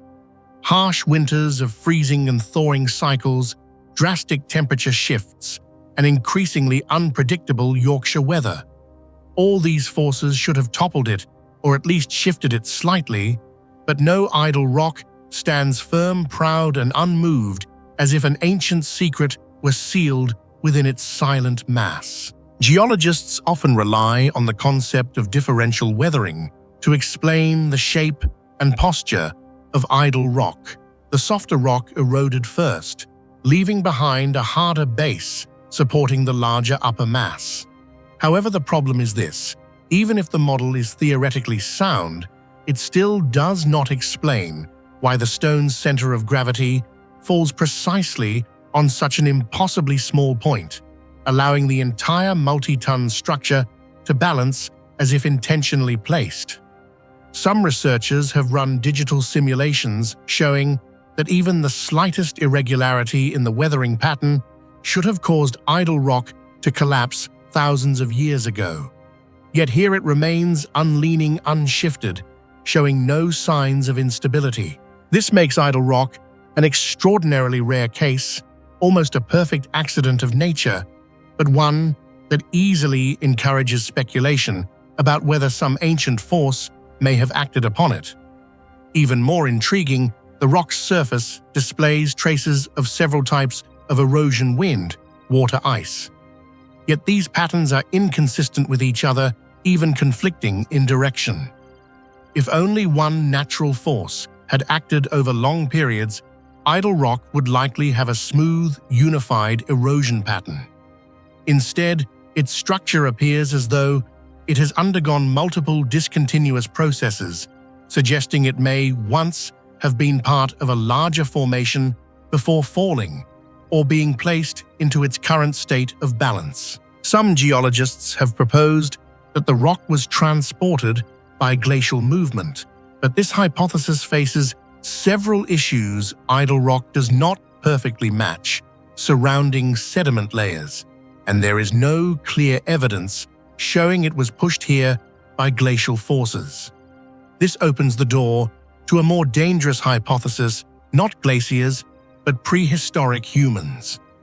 Yet moving such a massive stone would require technological capability and manpower far beyond what is typically assumed for ancient societies. Still, Brimham has a rich prehistoric history with evidence of ritual activity, astronomical observation, and artifacts suggesting the area was once a ceremonial center. In this context, idol rock having symbolic or ritual significance is not far-fetched.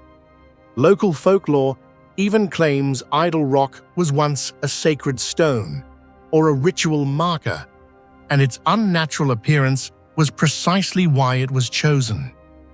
If this were true, the stone may have been partially modified by ancient humans, or at the very least, regarded as a sacred emblem representing supernatural power.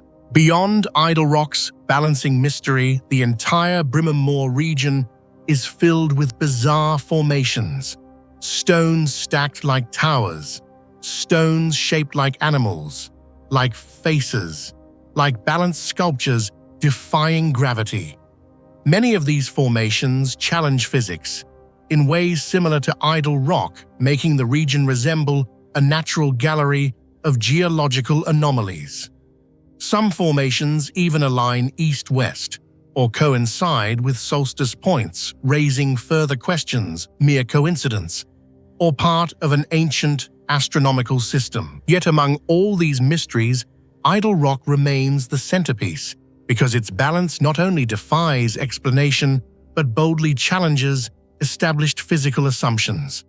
In past centuries, visitors attempted to move it using levers, ropes, or manual force. All attempts failed.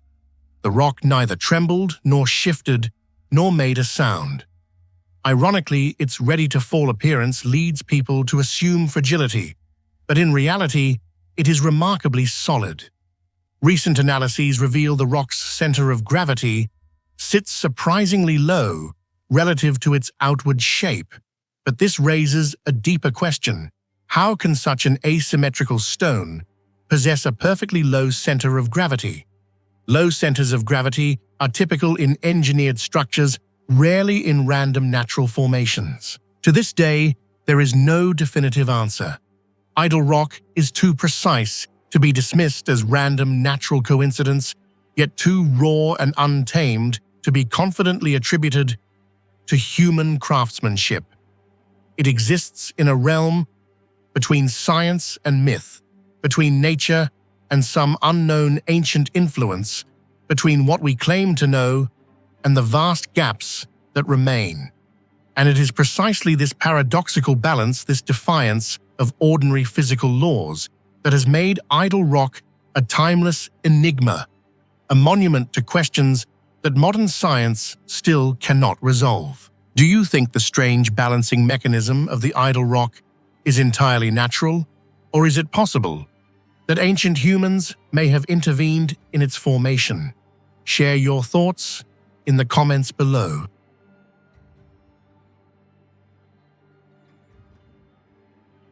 The Talpiot tomb ossuaries are not merely a typical archaeological discovery in Jerusalem. They represent an intersection of history, faith, science, and unanswered questions. Since their discovery in 1980, the Talpiot tomb has drawn archaeologists, theologians, and the public into a debate lasting decades. Inside the tomb were 10 limestone ossuaries, 6 of which bore names famously known from the Bible: Yeshua, Bar Yosef, Maria Yose Matia Mariamne, and Yehuda Bar Yeshua. The presence of these familiar names pushed the Talpiot tomb to the center of one of the most controversial mysteries in modern archaeology. What do you think about the astonishing coincidence of the names found in the Talpiot tomb? Do you believe it is merely chance, or could it be a greater mystery that science has yet to unravel? Share your thoughts in the comments below. The tomb was built from limestone, in a style typical of 1st century Judea, with a discreet entrance and an inner burial chamber containing niches for placing ossuaries. When the Israel Antiquities Authority team opened the tomb, they were immediately struck by the finely crafted bone boxes and the ancient inscriptions carved upon them. But what shocked them even more was the coincidence of the names. Yeshua bar Yosef, echoing the well-known name Jesus, son of Joseph. Mariamne, a name found in non-canonical texts relating to Mary Magdalene. Yosef, a rare variant of Joseph. And finally, an ossuary inscribed Yehuda bar Yeshua, meaning Judah, son of Jesus. The convergence of these names seemed too remarkable to be mere coincidence. Yet this same remarkable detail unleashed controversies even greater than the discovery itself. Some statisticians have created probability models suggesting that the likelihood of all these names appearing together in a single tomb is extremely low, some analyses estimating chances as little as 1 in a million. But other scholars argued that names like Yeshua, Maria, and Yosef were extremely common in the 1st century, making coincidence perfectly plausible. However, the variant Yosef was so rare that only a handful of tombs have ever recorded it. This intensified the debate. Was this the tomb of an ordinary Jewish family or a family of significant status, perhaps even connected to one of the most influential religious narratives in history? The inscription, Yeshua bar Yosef, is among the most contentious details. Some experts insist that the carving style matches 1st century inscription practices and shows no signs of forgery. Others claim the inscription is too rough, inconsistent, and lacks the dignity appropriate for a figure of high status. This contradiction has made the ossuary the focal point of analyses ranging from epigraphy to material studies. Yet despite the application of modern methods, no definitive conclusion has been reached. The Mariamne ossuary has sparked its own set of questions. Some scholars believe it may correspond to Mariamne referenced in ancient texts associated with Mary Magdalene, while linguistic experts argue the name was too common to link to any specific individual. Regardless, the possibility that the Talpiot tomb could contain remains of Mary Magdalene made the narrative both more compelling and more contentious. The mystery deepens further. Of the original 10 ossuaries, one mysteriously disappeared after being placed in the Israel Antiquities Authority storage facility. It vanished quietly, without clear documentation, without photographs, and without any indication of when it went missing. This missing ossuary has inspired countless theories. Did it contain crucial information? Was there an inscription that could fuel controversy, or was it merely a storage error? Whatever the case, the disappearance of an artifact from a national archaeological collection only amplified the enigma of the Talpiot tomb. DNA testing on the ossuaries also failed to settle the issues and instead complicated them. Results indicated that the individuals in the Yeshua and Mariamne ossuaries were not related by blood. This led to the hypothesis that they might have been husband and wife, a shocking idea as it contradicts long-standing religious tradition. But DNA from ossuaries is highly susceptible to contamination and too limited in quality to yield definitive conclusions. Thus, any DNA-based interpretations remain speculative. For more than 40 years, archaeologists have failed to reach consensus. One group argues that the tomb belonged to an ordinary family bearing common 1st century names. They emphasize that attributing the tomb to any religious figure lacks scientific grounding and is influenced by media attention, emotion, and random coincidence.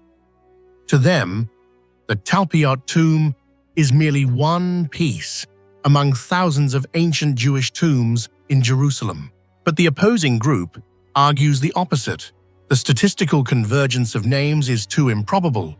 The ossuaries are arranged with a deliberate pattern, and rare variants like Yosei suggest a special family. They also point to the missing ossuary as a key obstacle to fully understanding the tomb, believing its disappearance hinders the puzzle's resolution. This group maintains that the Talpiot tomb could be one of the most significant discoveries related to early Christian history, potentially capable of reshaping traditional understanding of the life of Jesus. This divide is profound. It extends not only through academic archaeology, but also through theologians, historians, field researchers, and major religious institutions. Some suggest that further research into the tomb has been discouraged due to religious sensitivity. Others argue that the complexity of the site preservation challenges and technological limitations have hindered deeper investigation. Still others insist that even with complete data, the tomb would remain inconclusive because the Talpiot tomb touches upon beliefs formed over millennia. This is why the Talpiot tomb has become a symbol of uncertainty in archaeology, a place where data evidence, faith, and probability collide. It represents the limits of science when confronting historical narratives eroded by time. Though archaeological technology continues to advance from laser scanning to micro-mineral analysis, the Talpiot tomb persists as a monumental question. Are we looking at an ordinary burial site or one of humanity's greatest unresolved mysteries? Today, more than 40 years after the excavation, the Talpiot tomb remains a source of ongoing debate. No evidence is strong enough to confirm or dismiss the theories surrounding it. No one can say with certainty whether this was the tomb of an unknown family or one with profound significance in religious history. Archaeologists remain divided, each side firmly holding their ground. And this is what makes the Talpiot tomb ossuaries so captivating, not for the answers they offer, but for the questions they leave behind. To this day, the mystery of the Talpiot tomb stands at the boundary between science and faith, a silent yet powerful burial chamber, waiting for answers that humanity may not yet be ready to uncover.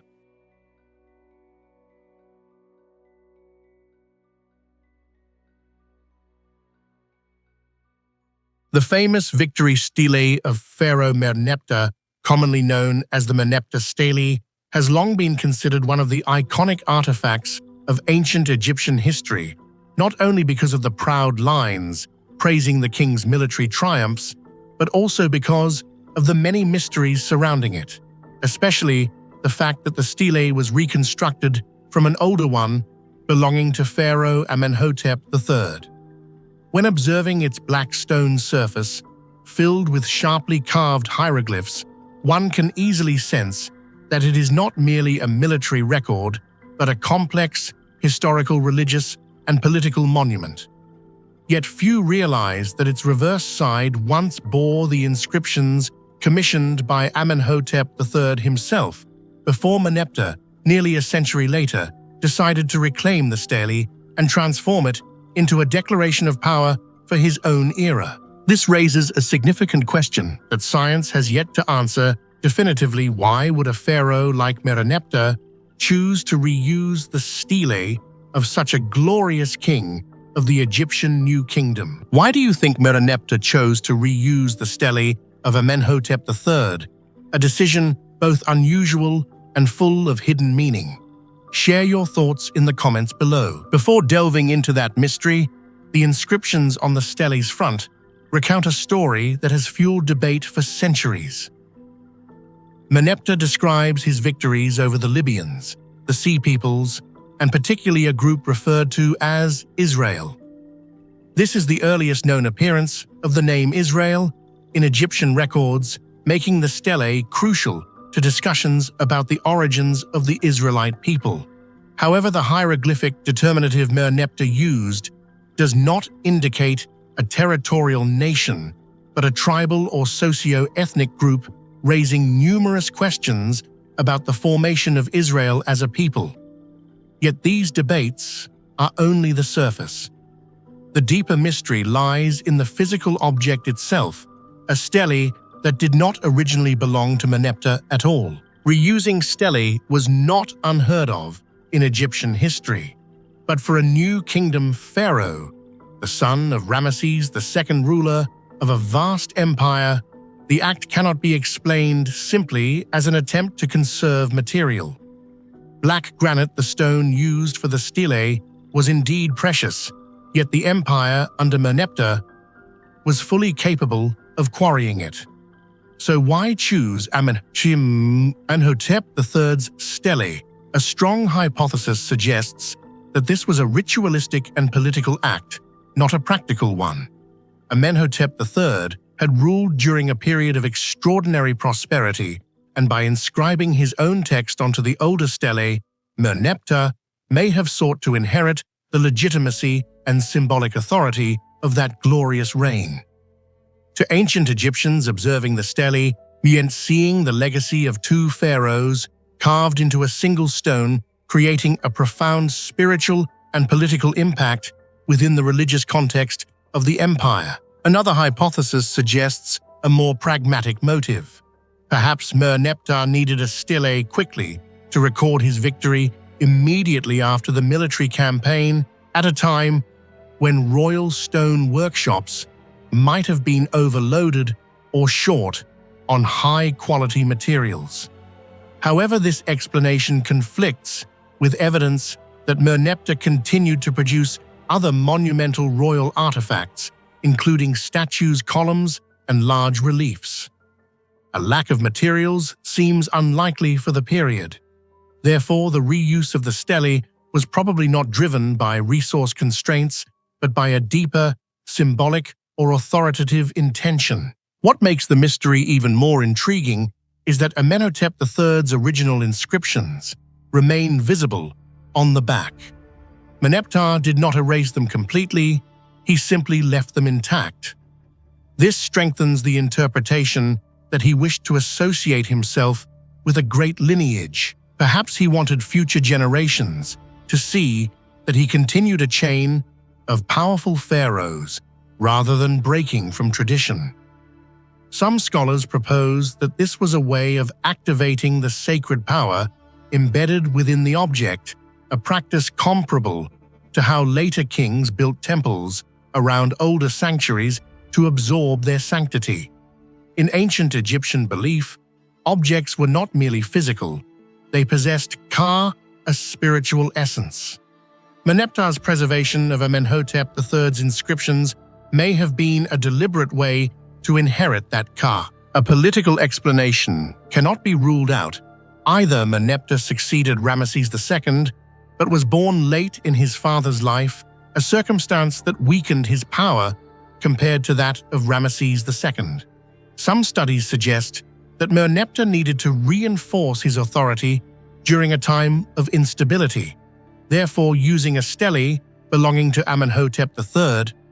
A pharaoh of immense prestige might have served as a proclamation that Merneptah's rule was not merely inherited from Ramesses II, but rooted in the entire glorious tradition of Egypt's past. From a religious perspective, the reuse may also relate to ritual structures at major temples such as Karnak or Luxor.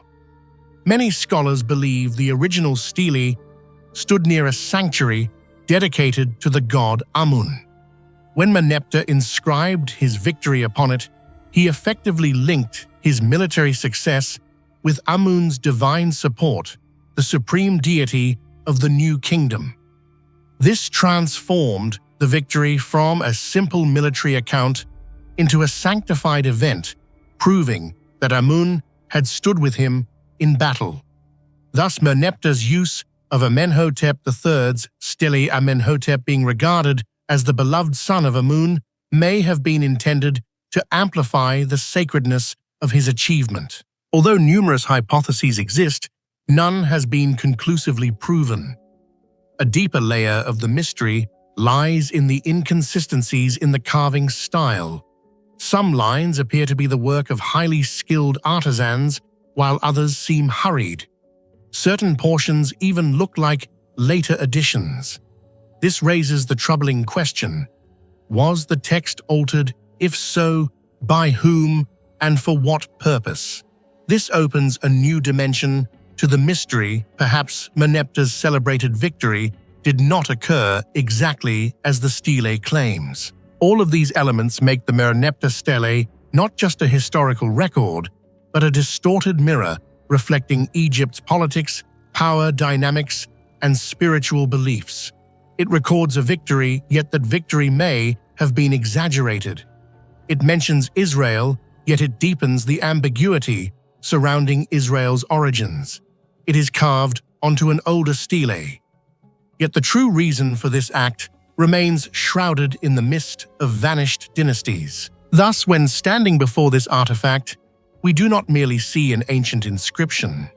We see two pharaohs speaking to future generations through the same stone, an uncanny convergence of power, ambition, and mystery. And that is why the Merneptah stele remains one of the most enigmatic, captivating, and significant artifacts of ancient Egypt, a mystery that only grows deeper with each new discovery.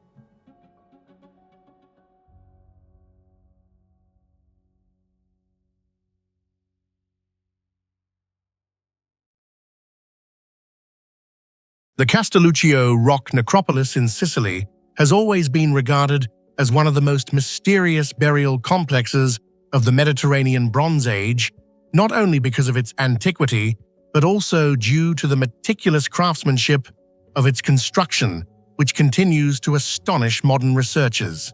Upon first approaching this remote area, one is immediately struck by its rugged location on steep rocky slopes, a place seemingly unsuitable for any large-scale architectural activity.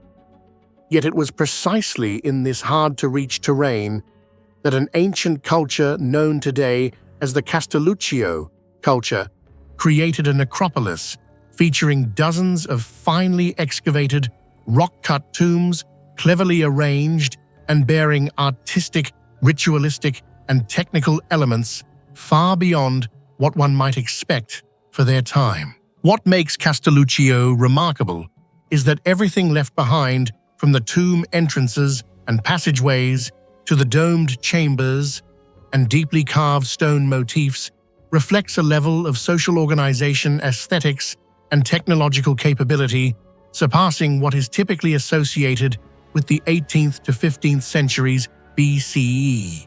However, the greatest mystery, the center of all debate, lies in the Trulli-style tomb structures with their stone domes built entirely through a dry stone stacking technique without mortar, yet remaining solid after more than 3 millennia. At Castelluccio, the presence of tholos-type tombs, circular domed structures more commonly associated with advanced civilizations, forces archaeologists to ask, how could the ancient people here believe to possess only rudimentary bronze tools, cut shape, and assemble stone with such precision? The Trulli structures in this necropolis consist of layers of stone stacked in concentric rings, each tier slightly narrowing inward to form a corbelled vault. Remarkably, the stones were fitted so precisely that almost no gaps remain, and the entire dome stands firm through internal force distribution alone, requiring no binding material. This technique only reappears at comparable sophistication thousands of years later, and even today it is difficult to replicate with exactness. These Trulli tombs not only remain intact, but have also withstood the forces of time, climate, and erosion, a clear testament to the Castelluccio people's mastery over stone, far exceeding what official historical narratives have typically acknowledged. Inside the rock-cut tombs, archaeologists have found numerous grave goods, revealing the complexity of this ancient society. Distinctive pottery, small tools made of bronze and stone bracelets, and small figurines demonstrate refined craftsmanship and elaborate funerary rituals. Even more intriguing, some vessels and decorative motifs show puzzling similarities to those from distant cultures such as Anatolia and the Balkans, despite the lack of clear evidence for long-distance trade during this period. This raises questions about the extent of Mediterranean interaction or the possibility of a deeper yet unexplained cultural connection that scholars have not fully understood. The tomb entrances of the necropolis reveal another layer of mystery. Many are adorned with double spirals or concentric circles, symbols repeatedly seen in various ancient civilizations and often connected to cycles of life, death, rebirth, solar worship, or cosmic motion. Yet no written record from the Castelluccio people survives to explain their meaning. These could represent ritual symbols, a religious coding system, or simply artistic decoration, but their consistent and deliberate use suggests they played an important role in the worldview of this ancient community. The necropolis's location is equally perplexing. The Castelluccio people chose to build tombs on steep cliffs, where transporting bodies, large stones, and construction materials would have been incredibly difficult. Some researchers theorize that they sought to place the dead closer to the sky or in positions offering significant views related to astronomical events. Others believe the area may have held sacred status long before the necropolis was created, with the burial complex expanding from an earlier spiritual tradition. However, no definitive explanation has been identified. Adding to the enigma is the sudden disappearance of the Castelluccio culture. After several centuries of existence, they seem to vanish from the archaeological record without evidence of warfare, epidemic, or major natural disaster. Some scholars propose assimilation into incoming populations. Others suggest climate change, forced migration. More radical interpretations point to a cultural collapse yet to be uncovered. The absence of transitional evidence makes the entire narrative increasingly puzzling. Despite the many mysteries surrounding Castelluccio, the most debated element remains the dry stone corbelling technique that formed the trolley-style tombs. These stone domes are not only physical proof of advanced construction ability beyond expectations for the Bronze Age, they also indicate a deep understanding of gravity force, distribution, and stone behavior. Such knowledge typically appears only in highly developed civilizations, passed down through generations of skilled builders.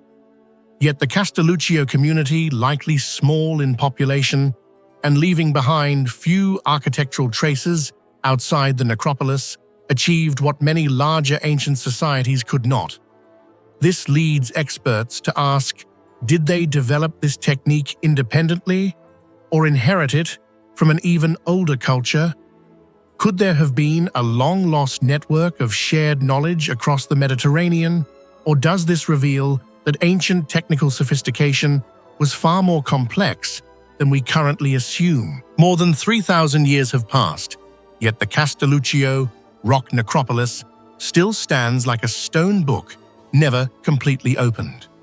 Its domed tombs, spiral carvings, remote cliffside location, and abrupt cultural disappearance collectively form a mystery without resolution.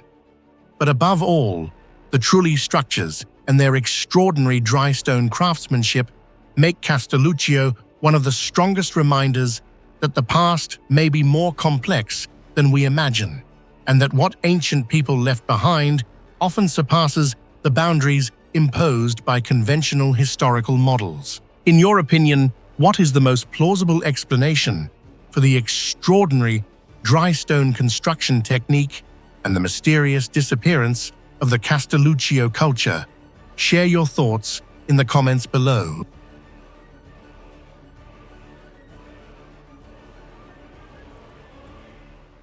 The Spiro Shell Mound, located within the sacred mound complex of Spiro Mounds, has long been regarded as one of the greatest archaeological mysteries of North America. More than just a burial mound, Spiro represents a level of ritual, commercial, and symbolic sophistication far beyond what one might imagine of the Mississippian culture. And among all the curiosities documented here by archaeologists, nothing is more astonishing than the impossible preservation techniques discovered inside Craig Mound, where artifacts that should have completely decomposed under natural conditions have remained almost perfectly intact for centuries. In your opinion, what enabled the Spiro people to create the impossible preservation technique inside Craig Mound? Lost knowledge, secret rituals, or a technology we have yet to uncover? Share your thoughts in the comments below. When people look at the Spiro Shell Mound today, it is difficult to imagine that this area was once the most important ritual power center in the western Mississippian world, a cultural hub whose influence stretched from the distant Great Lakes all the way to the Caribbean. This demonstrates that Spiro was far from isolated.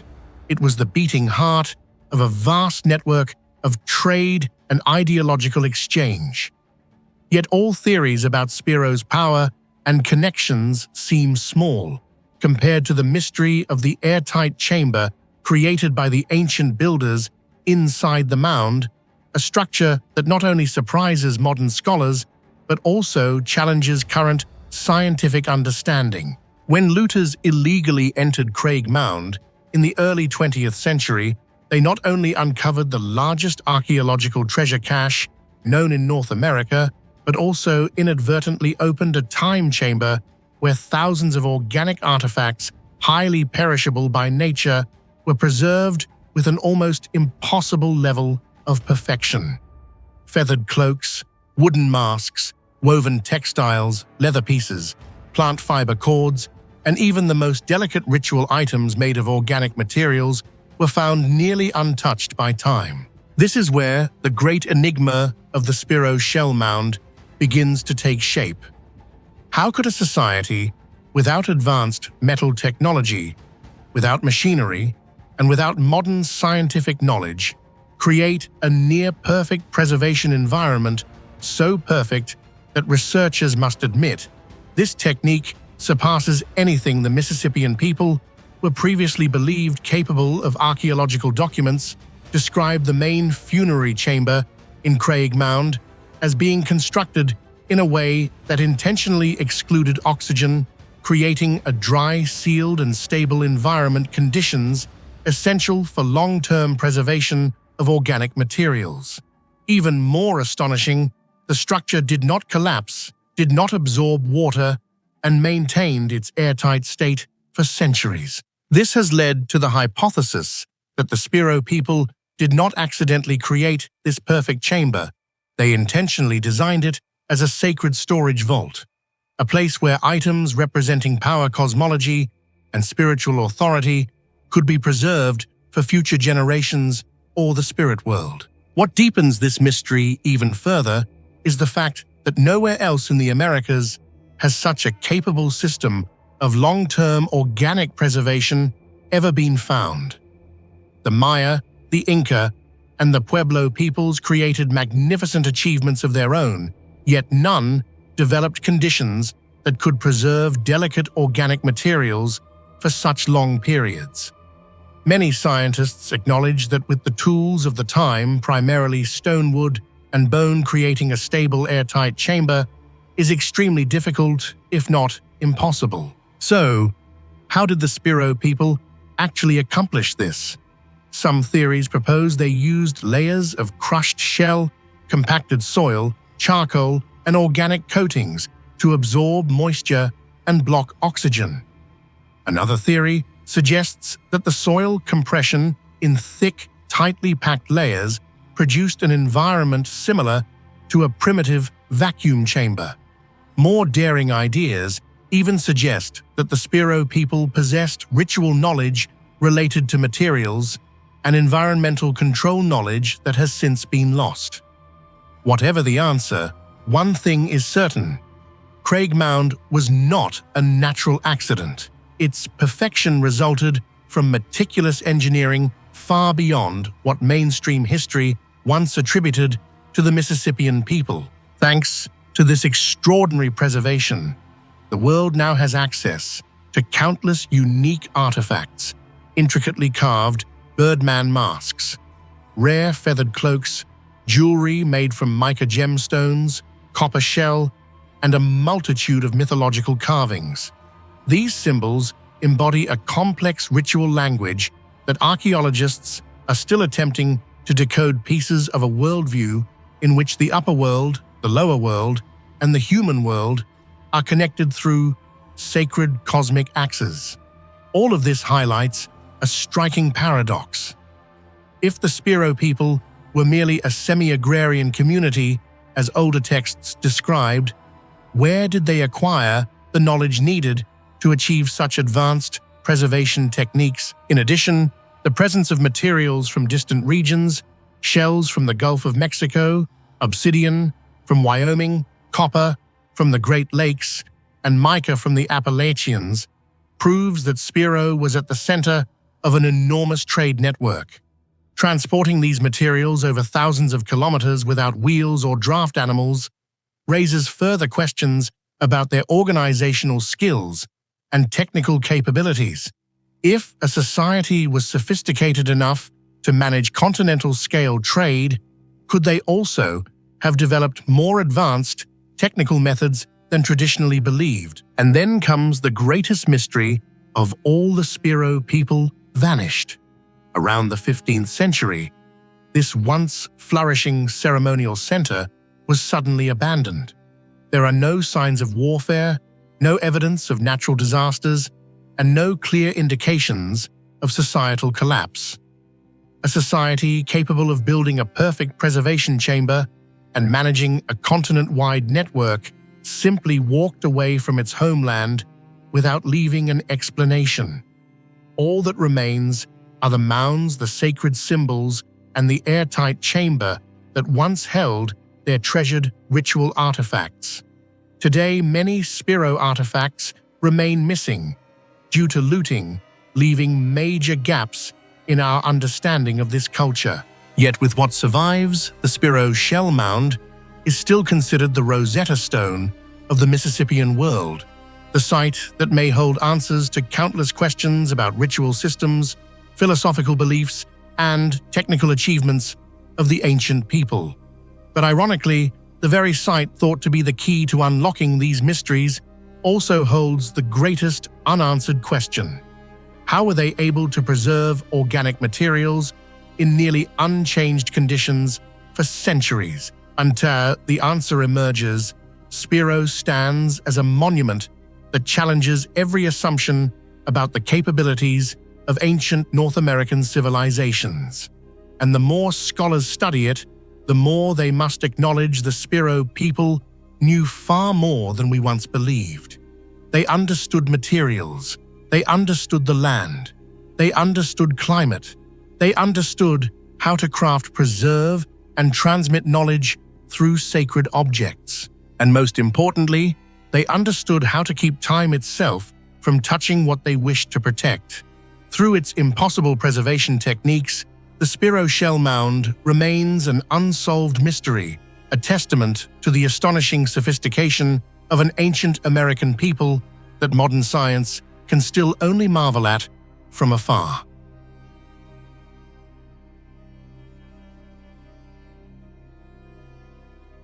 The Susa statue of Queen Napir-Asu has long been regarded as one of the most astonishing artifacts in Mesopotamian archaeology, not only because of its majestic appearance, but also due to the multitude of mysteries surrounding its size, structure, craftsmanship, and ritual significance, mysteries that humanity has yet to fully decipher. When it was discovered in a temple at Susa, Iran, the bronze torso, weighing nearly 800 kilograms, prompted researchers to question how a civilization from the 14th century BCE could have produced a statue with such technically complex construction, far surpassing the level of metallurgy we commonly attribute to the ancient world. If the hypothesis about the Elamites possessing metal casting technology far ahead of their time, is true, where do you think they learned it from independent innovation, a secret tradition, or from a civilization we have yet to discover?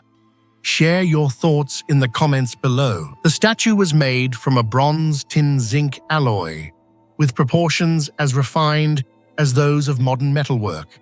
Its inner core was hollow, created through the lost wax casting method. Yet the outer metal layer is thick, heavy, and solid, to such a degree that any hypothesis about how it was cast becomes a major challenge for experimental archaeology today. What surprises scholars most is the consistency of the heating temperature, cooling rate, and metal pouring process factors that require meticulous control rarely achieved even by civilizations many centuries later. Modern analyses reveal that the Elamites not only mastered hollow casting, but also knew how to reinforce the outer metal layer with a technique that caused the alloy to lock into an unusually durable mass. The Napir-Asu statue is so heavy that it would have been nearly impossible to move with the tools of its time, leading to speculation that its immense weight was deliberate, meant to ensure the statue could not be damaged or removed from the temple. Some experts believe the weight is directly related to the casting technique. Elamite artisans may have poured alloy in multiple layers, reheating each layer to fuse it perfectly before adding the next, creating an extraordinary density that modern attempts struggle to replicate using ancient methods. This complexity raises further questions. Did the Elamite civilization possess lost metallurgical secrets, or might they have accumulated technical knowledge over generations that official history has never recorded? Beyond metallurgy, the statue's overall composition demonstrates unusual sophistication. The torso shows Napir-Asu in royal attire, with a symmetry so precise that even the classical Greek statues of later centuries rarely achieve similar static balance. The right hand rests on the abdomen, a rare gesture suggesting associations with fertility rites, prosperity, or divine vows. Yet an even greater mystery lies in the fact that the statue no longer has its original head and arms. No fragments of the head have ever been found, giving rise to numerous theories. Perhaps the head was originally made of more precious materials, such as gold, silver, or gemstones, or perhaps it was removed as part of an ancient ritual whose meaning has since been lost. Some scholars believe the head was destroyed deliberately during a historical upheaval, possibly as an act of erasing the queen's authority or as a ritual to release the spirit during a dynastic transition. But if the head had been made of heavy metal, why is there no trace?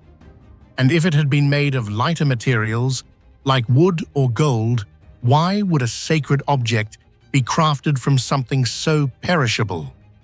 These questions deepen the mystery surrounding the statue's true purpose. A striking and ominous detail is the curse inscribed on the statue's body, stating that anyone who attempts to damage or destroy it will be stricken with the wrath of the god Shushinak, not only upon themselves, but also upon their descendants.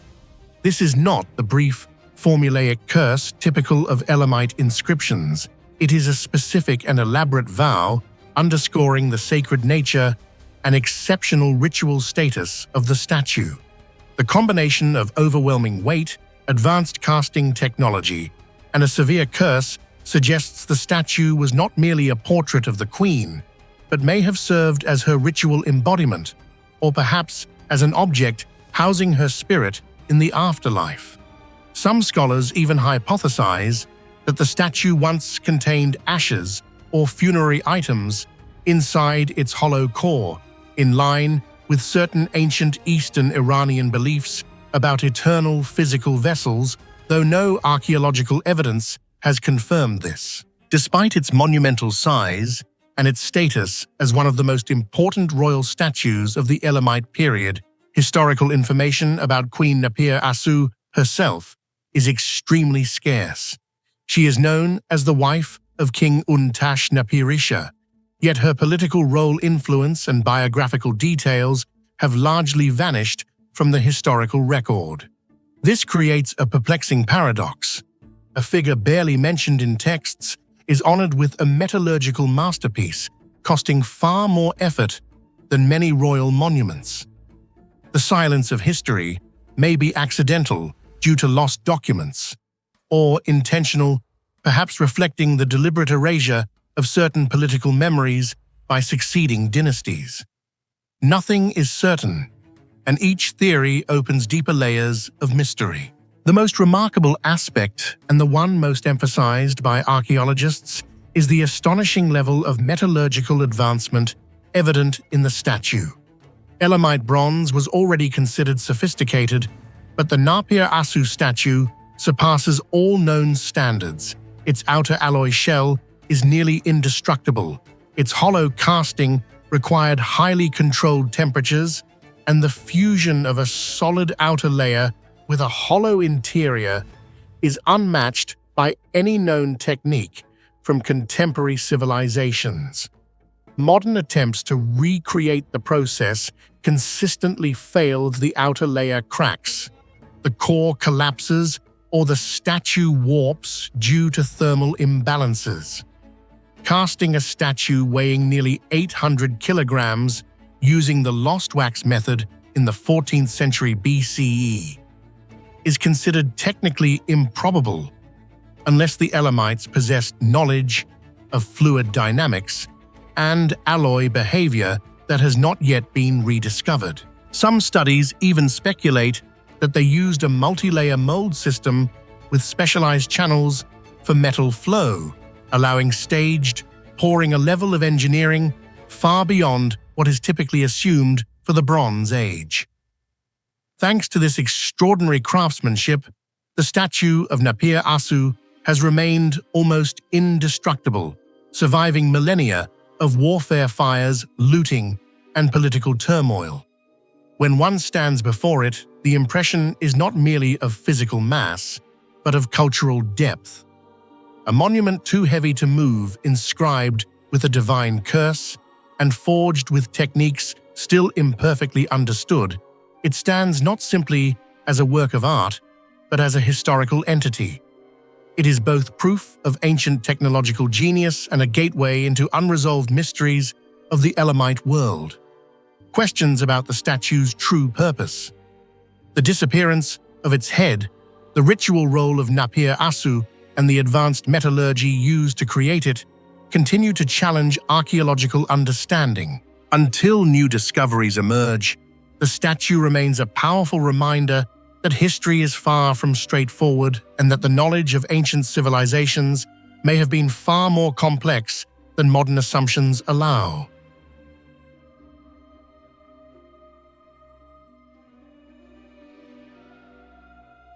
The Red Queen tomb of Palenque has always been regarded as one of the deepest enigmas of the Maya civilization, a story that begins the moment archaeologists opened the passage into Temple 13 and discovered a funerary space entirely different from any Maya tomb previously known. That dim, silent chamber held a large stone sarcophagus coated in bright red cinnabar, and the moment its lid was lifted was also the moment humanity confronted a mystery that more than 3 decades of research still cannot fully resolve: the identity of the powerful woman the Maya entrusted to immortality. Her body was covered entirely in red cinnabar, the symbol of blood life and the cycle of spiritual rebirth.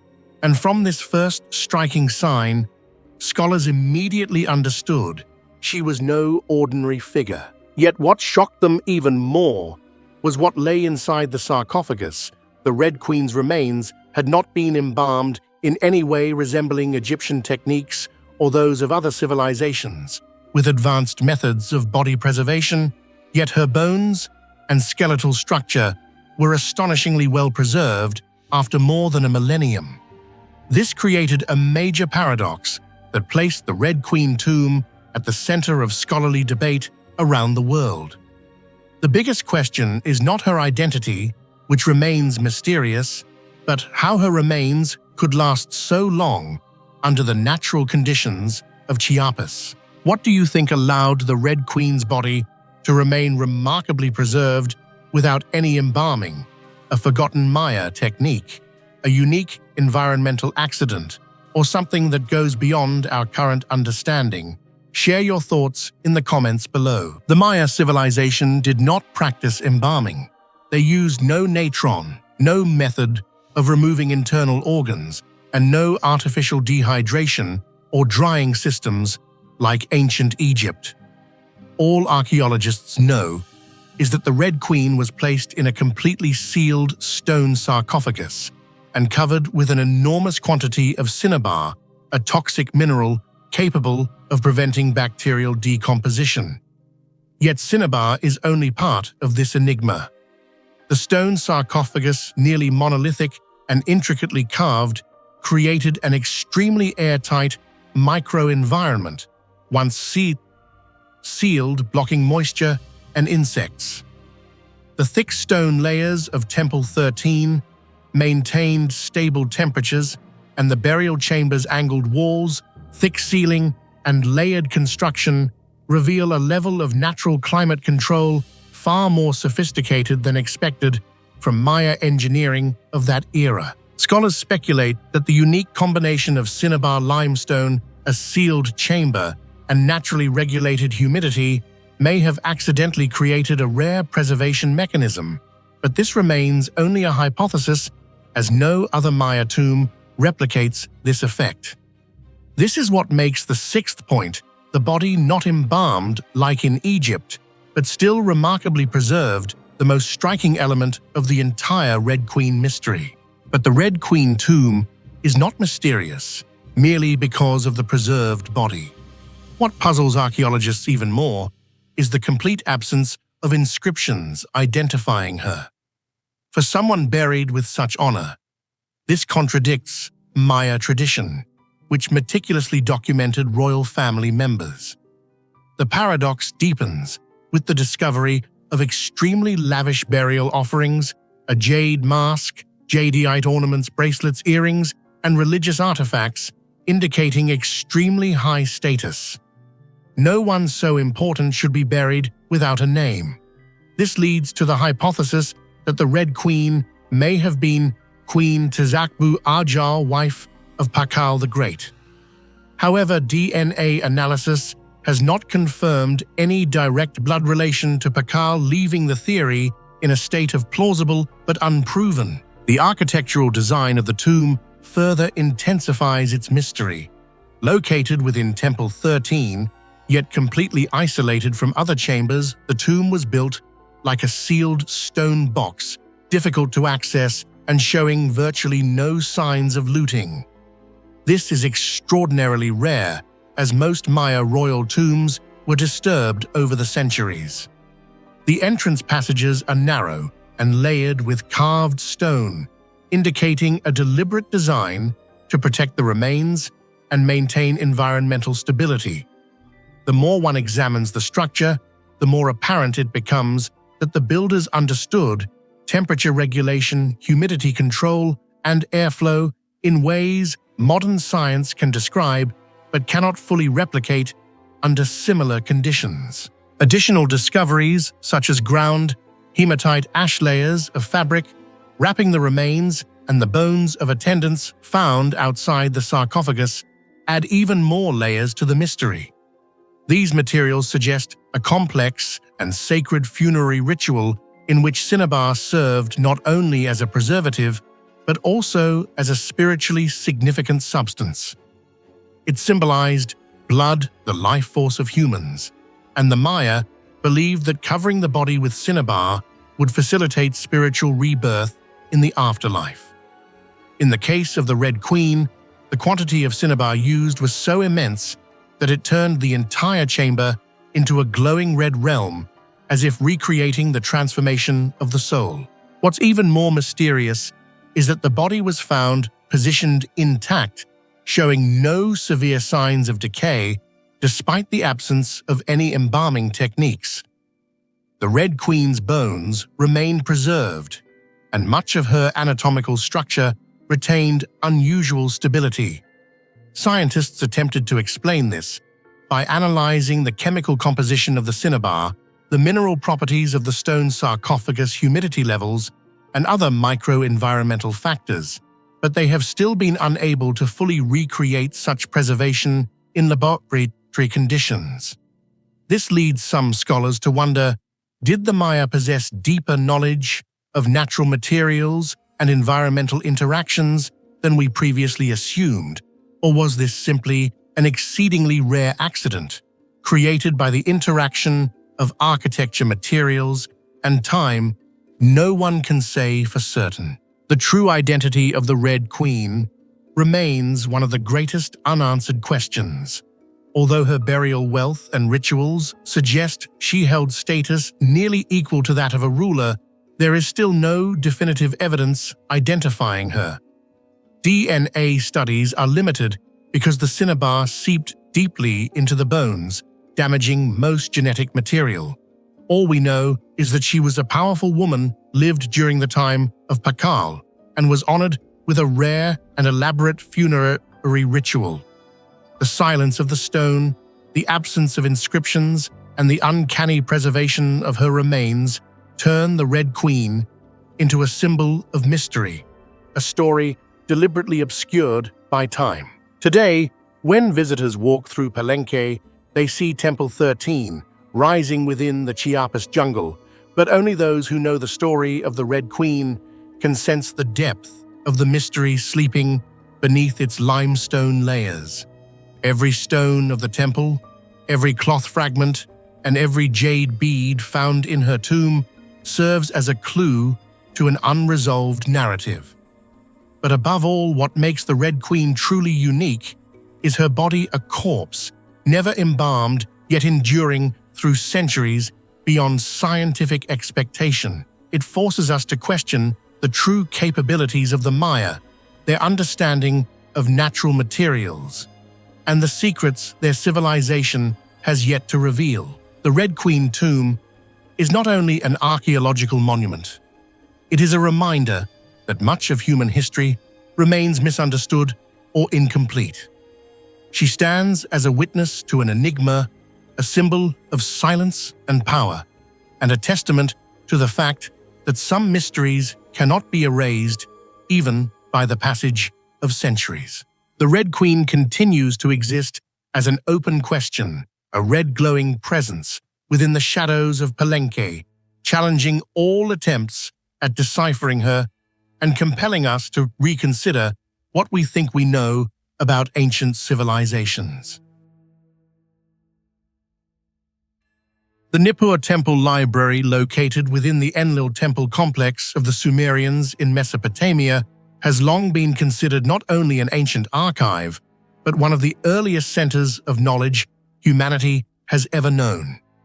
What makes this place remarkable is not merely its millennia-long age or the enormous number of clay tablets discovered, but the content itself records foundational to Sumerian religion, astronomy, mathematics, law, literature, and philosophy. What appeared before archaeologists was not just fragments of cuneiform inscribed clay, but a complete ecosystem of knowledge organized with clear intention. It seems that from a very early period, the Sumerians already understood the value of structuring and preserving information in the form of a library. What do you think enabled the Sumerians to achieve such astonishingly precise astronomical and mathematical knowledge? Share your thoughts in the comments below. Even more astonishing is that Nippur, considered the most sacred center of Sumer, did not only contain ritual or mythological texts, but also a vast amount of scientific material demonstrating intellectual capabilities far beyond what many modern researchers once imagined. When excavation teams uncovered clay tablets buried deep beneath the collapsed temple floor after centuries of warfare and harsh climate, the surprising fact was that most of them remained intact, even though they had been compressed under geological layers. Archaeologists believe that the Sumerian priests deliberately designed a preservation strategy. Each clay tablet was dried or fired to an ideal durability level, arranged in sets, marked with classification symbols, and stored in spaces intended to minimize environmental deterioration. This reveals a forward-thinking mindset remarkably similar to the knowledge preservation principles found in modern libraries. A deeper look into the Nippur library reveals extremely early mythological texts, including some of the oldest known versions of the Epic of Gilgamesh. Stories of a great flood divine conflicts the origins of humanity and eras long before recorded history. The uncanny resemblance between these stories and later myths across many civilizations makes researchers question whether Nippur might have been the storage site of the original archetypes of humanity's mythological traditions. Yet even these remarkable discoveries are still not the most mysterious aspect of the library. What makes Nippur truly extraordinary and the subject of decades of debate is the presence of astronomical and mathematical tablets whose accuracy far exceeds what would be expected for their era. Among the thousands of tablets uncovered, scholars identified an abundance of records documenting the movements of the sun-moon, major stars, tidal cycles, religious calendar, dates based on astronomical observations, and complex computational tables related to positional mathematics. Many tablets demonstrate calculation abilities that from a modern viewpoint seem impossible for a civilization more than 4,000 years old.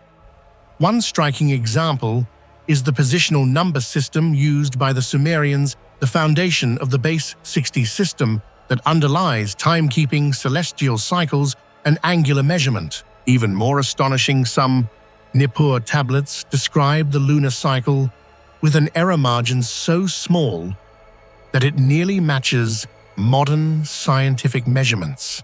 Furthermore, predictions of lunar eclipses, solar eclipses, and planetary motion also appear, raising the question, how could the Sumerians, without telescopes or optical instruments, observe the sky with such precision? Some scholars attribute this achievement to continuous observation across many generations, recording data for hundreds of years and deducing patterns through mathematics. Yet some tablets indicate a level of predictive accuracy far beyond what naked eye observation alone could produce. For example, certain tablets document the Saros cycle, a roughly 18-year period used to predict eclipses, a form of knowledge typically associated with much later and more advanced astronomical traditions. The existence of such records at Nippur has led many to suspect that the Sumerians inherited an older body of knowledge, perhaps transmitted from an unknown culture predating them, possibly even from a period untouched by archaeology. Another notable feature is the systematic nature of these writings. The astronomical texts of Nippur are not isolated records, but part of an integrated knowledge framework linked to mathematics, calendrical science, agriculture, and religion. The Sumerians believed that heaven and earth operated according to a cosmic order, and understanding that order was the duty of the priests, the only group permitted access to the library. This explains why many of the astronomical texts resemble teaching materials divided into sections containing comparison tables and offering marginal notes meant to help learners understand. This textbook-like structure suggests that the priestly school at Nippur functioned much like an ancient academy. Moreover, some astronomical mathematical tablets feature highly unusual formats, repeated geometric symbols, abstract formula-like structures, and patterns unlike typical Sumerian writing. Some scholars speculate these were encoded documents reserved for the highest-ranking priests. Others argue they may be remnants of an even older intellectual tradition, perhaps from before the rise of Sumerian city-states. Such discoveries only deepen the mystery as many of these texts remain undeciphered. When comparing the precision of Nippur's astronomical tablets with modern scientific knowledge, experts realized something profound. The Sumerians did not merely record events, they analyzed and modeled them. Some tablets show awareness of Earth's axial tilt, seasonal cycles, the solar year's length, and discrepancies between lunar and solar time. Such understanding requires not only observation, but an advanced scientific mindset. This sophistication raises the question, were the Sumerians truly the originators of this knowledge, or simply inheritors?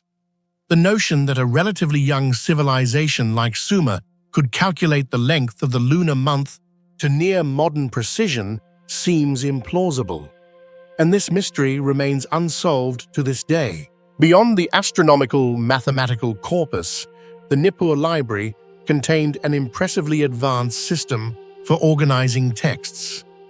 Tablets were marked by category, arranged using classification symbols, and show evidence of standardized copying procedures indicating the library functioned as a fully developed academic institution. The priests not only recorded knowledge but also edited it, producing canonical versions of texts, a task typically found only in highly advanced scholarly environments. Nippur was not only a center of knowledge, but also the most important religious center of Sumer. In their worldview, it was the place where heaven and earth met, and where the destinies of the world were determined. This has led many to believe that the Nippur library may have once held texts accessible only to the highest-ranking priests, knowledge that the broader human population never knew existed. The merging of sacred tradition and scientific precision within one institution creates a unique picture, a civilization living simultaneously in myth and in rigorous cosmic calculation. Looking back at the discoveries, one can say that Nippur is not only the world's oldest known library, but also clear evidence that the Sumerians possessed a scientific mindset far more advanced than previously assumed. The extraordinarily precise astronomical and mathematical tablets remain a major question. How could an ancient civilization calculate and preserve such sophisticated cosmic knowledge? Were they inheriting wisdom from a lost past? Or did their intellectual abilities surpass the assumptions imposed upon early civilizations? And it is precisely these mysteries that make the Nippur Temple Library one of the most captivating repositories of human knowledge ever discovered.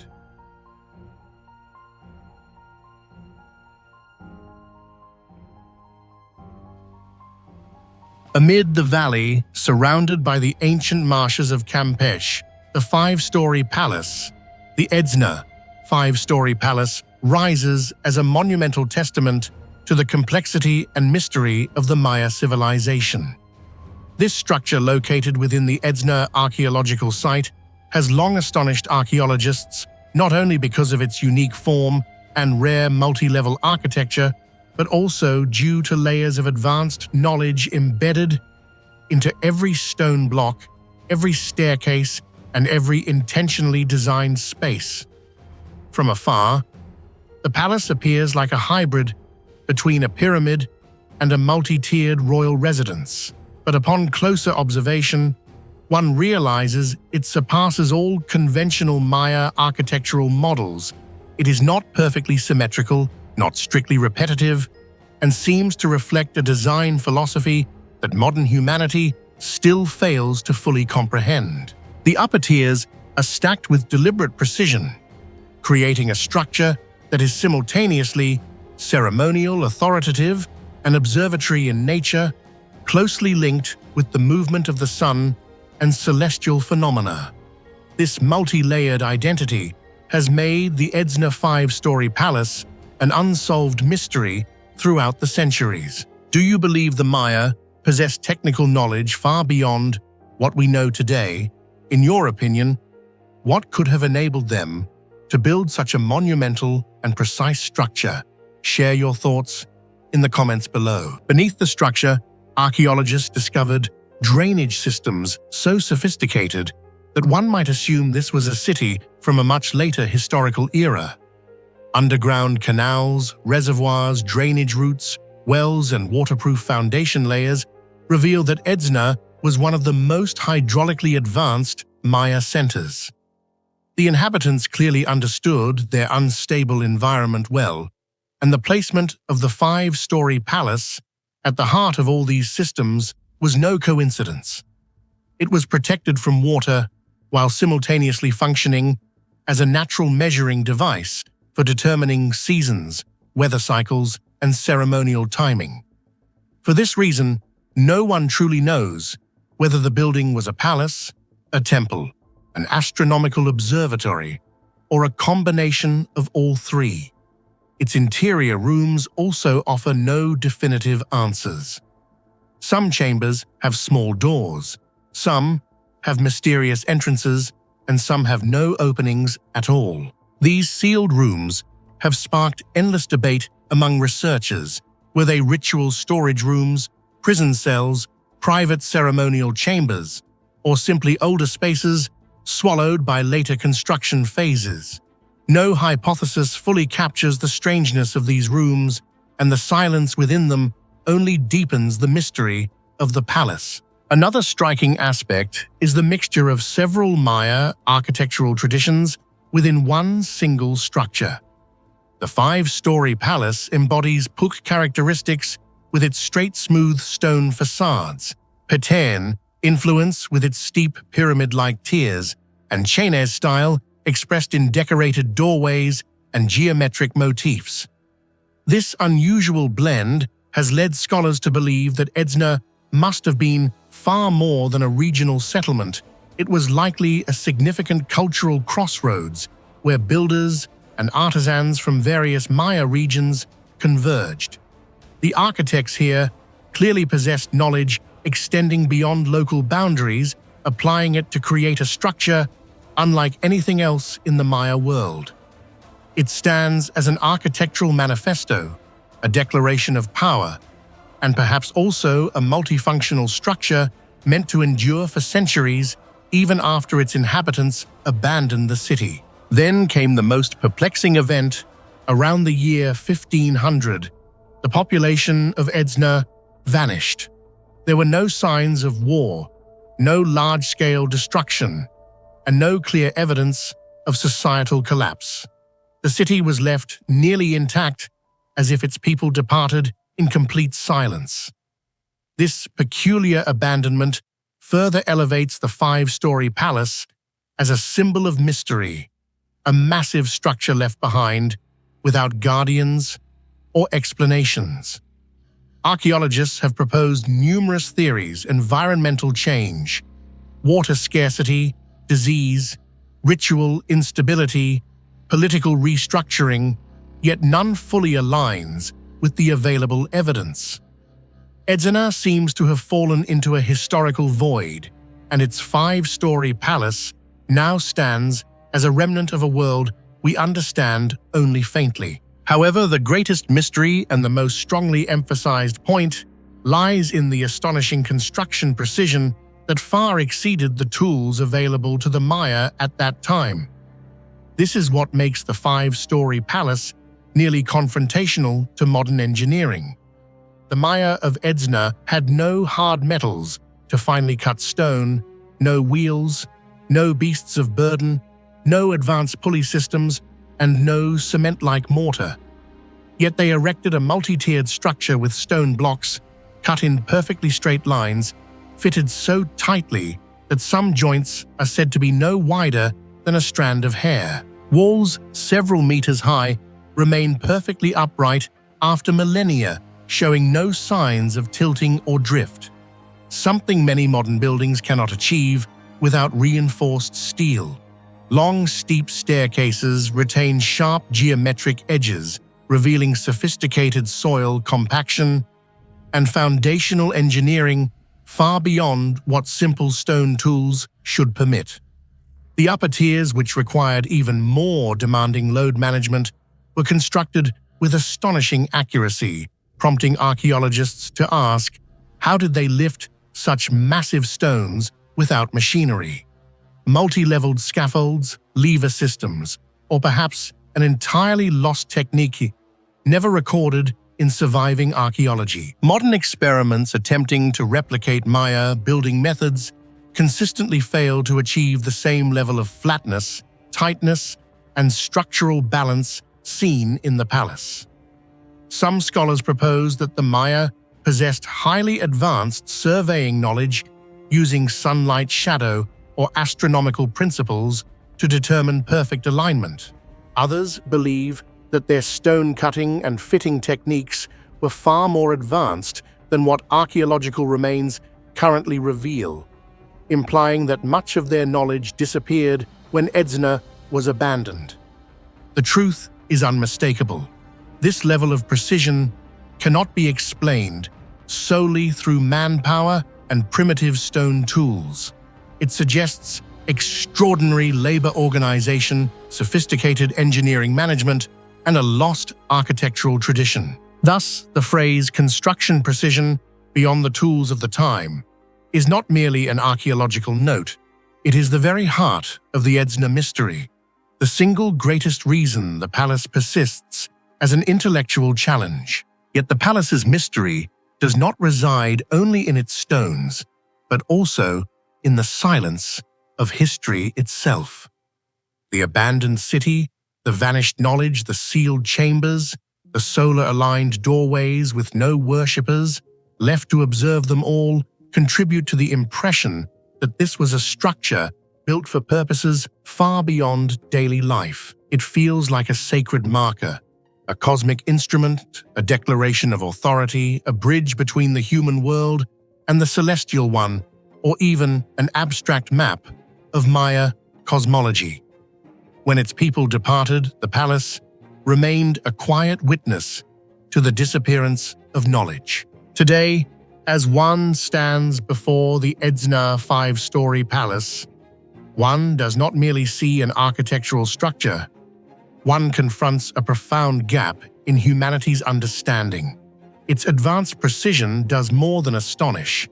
It compels us to ask, did the ancient Maya achieve a level of engineering that modern history has never properly acknowledged? Did their highly refined knowledge vanish with the collapse of Edna, leaving behind only silent stones, yet stones too perfect to ignore?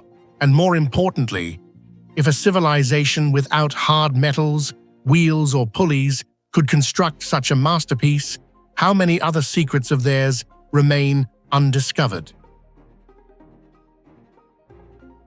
Deep within the dense jungles of present-day Veracruz, Mexico, near the archaeological zone of La Venta, lies a discovery that has astonished Mesoamerican archaeologists for decades: the El Azuzul twin statues, a pair of twin stone sculptures considered among the most enigmatic artifacts left behind by the Olmec civilization. The Olmecs, often called the mother culture of all Mesoamerica, did not leave behind extensive texts or records. Thus, every artifact carries an immense, often unfathomable symbolic weight.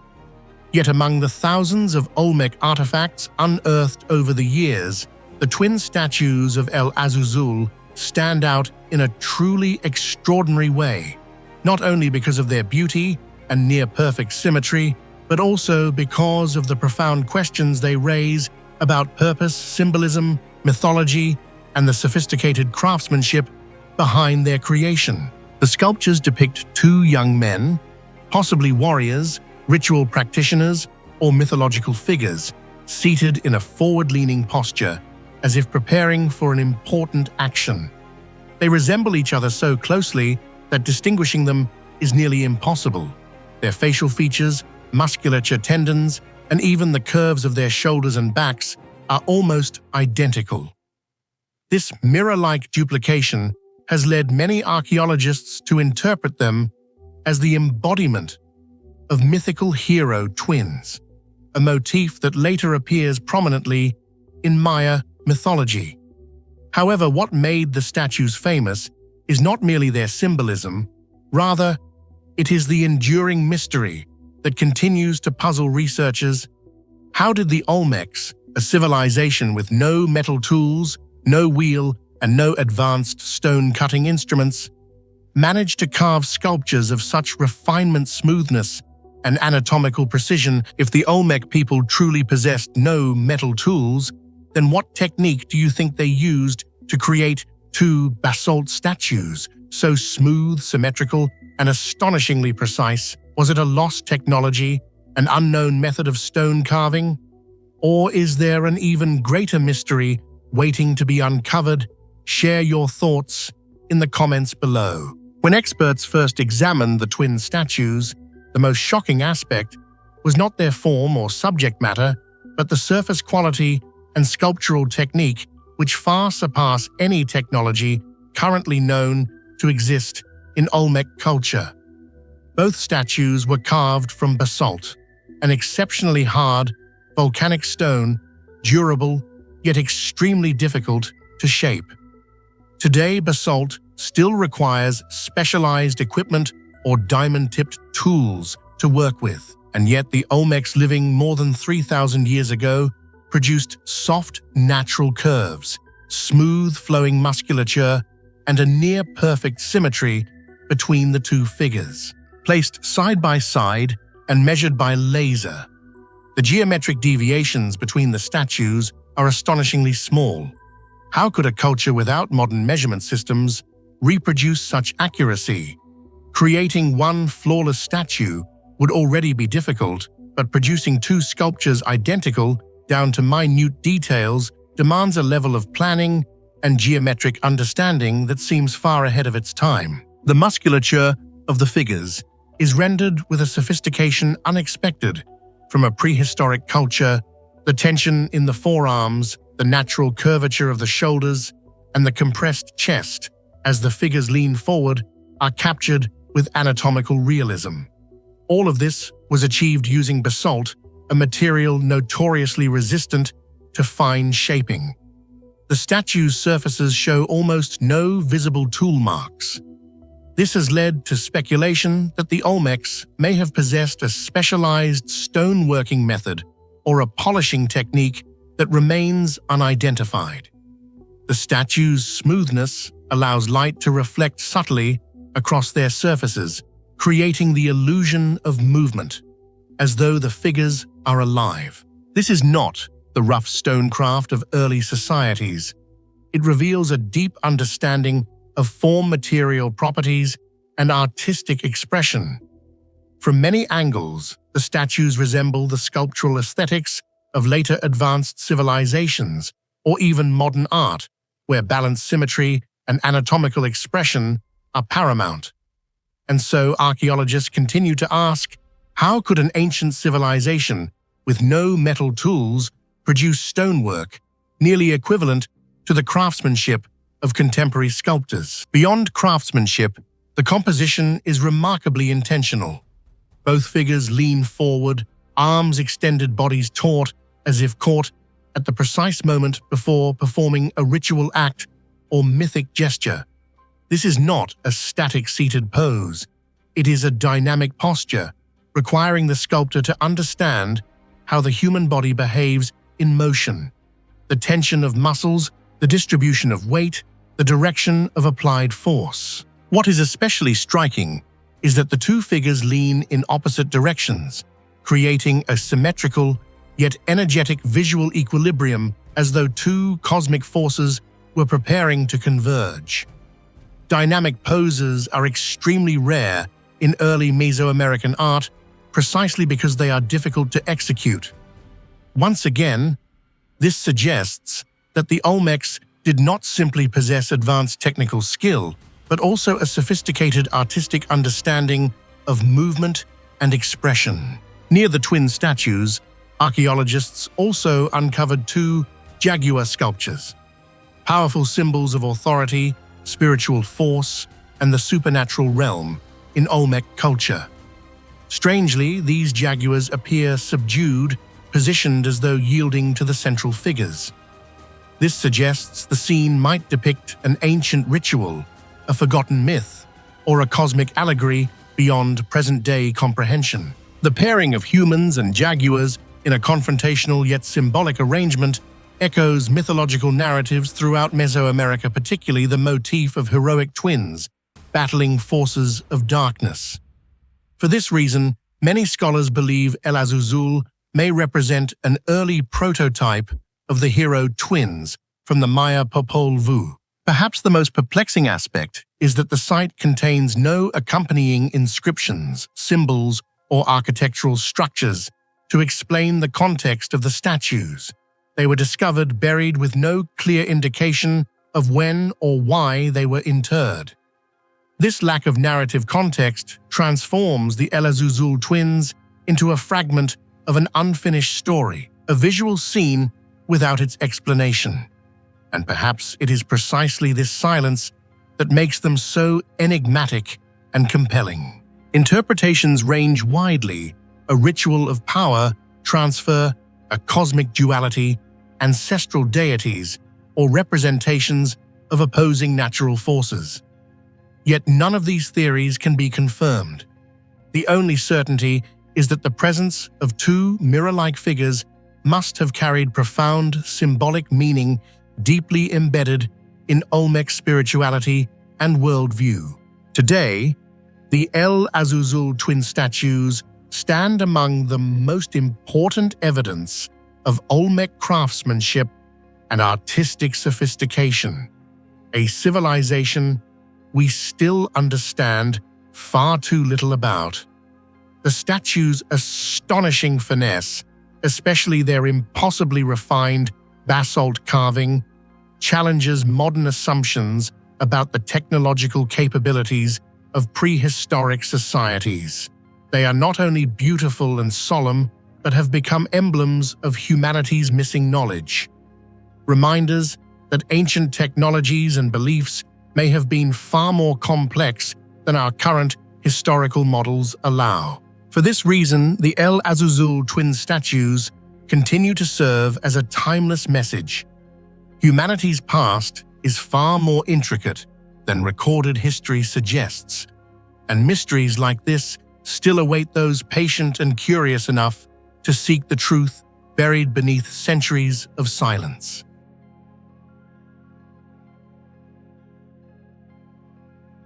Hidden beneath the arid layers of Afghanistan's rugged terrain, among mountain ridges worn down by millennia of wind and sand, Messinak emerges not merely as an archaeological site, but as a portal leading directly into the past.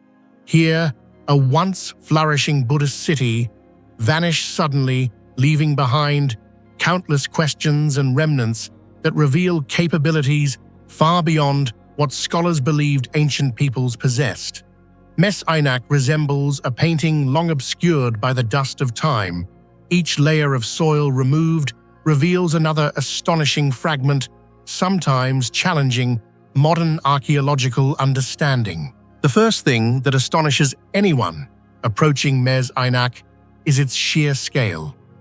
Far more than a single temple or monastery, Messinak was once a complete urban center, with plazas, residential districts, trade routes, stupas, large religious structures, and numerous Buddha statues of all sizes.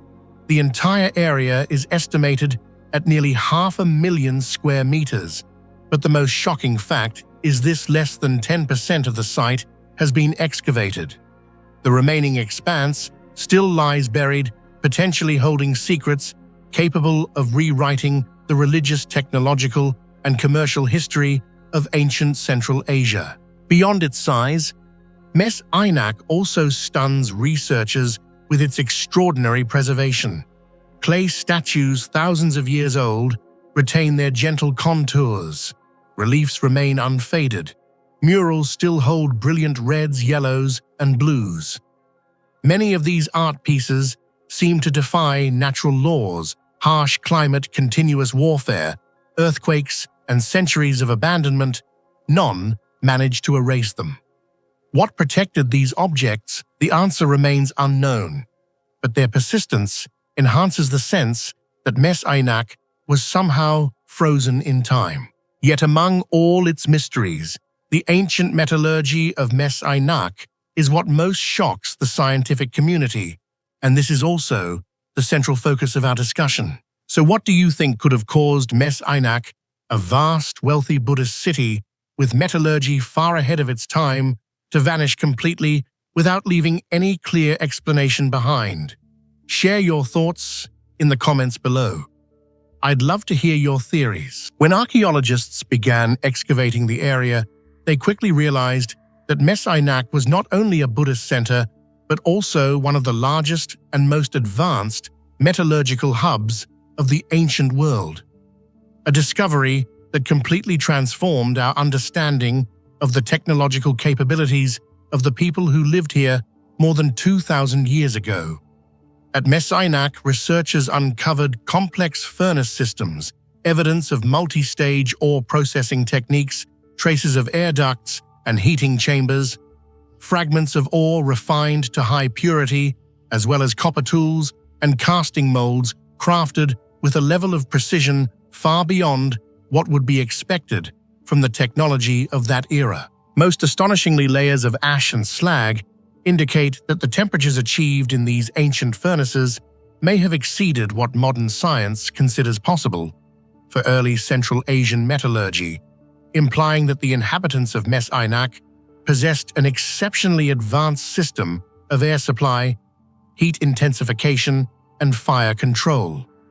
Some scholars have even hypothesized that the people of Messinak reached a level of metallurgical sophistication surpassing that of neighboring civilizations of the same period. To smelt copper on such a large scale and achieve high purity, they must have possessed geological knowledge, artificial ventilation techniques, the ability to construct thermal barriers, a deep understanding of mineral ratios, and the capacity to maintain continuous furnace operation, all of which point to the existence of an organized, scientific, and technical system rather than scattered, rudimentary knowledge. Furthermore, the fact that Messinak lies directly atop a massive copper deposit makes their technological development even more logical, though it also raises a larger question: where did this metallurgical expertise originate? Did the people of Messinak invent it independently, borrow it from India, Persia, Greece, or Central Asia? Or was the city once a crossroads where technological knowledge converged and evolved into something exceptional? To this day, the question remains unanswered because most of the evidence still lies buried underground, threatened by modern mining activities that may destroy it before archaeologists have the chance to study it. It is precisely this advanced metallurgical foundation that may have allowed Messinak to become a major center of copper production and trade, potentially playing an important role in ancient intercontinental commercial networks. If this hypothesis is correct, it could significantly reshape our understanding of economic flows between South Asia, Central Asia, and the Mediterranean world. Beyond metallurgy, Messinak exhibits a remarkably unique artistic style. Many Buddha statues reflect Hellenistic features, Kushan attire, Persian motifs, and Central Asian sculptural techniques merged into a distinctive aesthetic. This raises the question: how could a city in an isolated mountainous region become a vast hub of cultural exchange? Though the mystery remains unresolved, it is clear that Messinak once transmitted ideas, religion, and art far beyond its borders. Hundreds of ancient Buddhist manuscripts have been discovered in the monastic chambers of Messinak. Many of them are charred or decayed, yet the surviving portions may still contain invaluable layers of information about religion, politics, history, and even ancient commercial activity.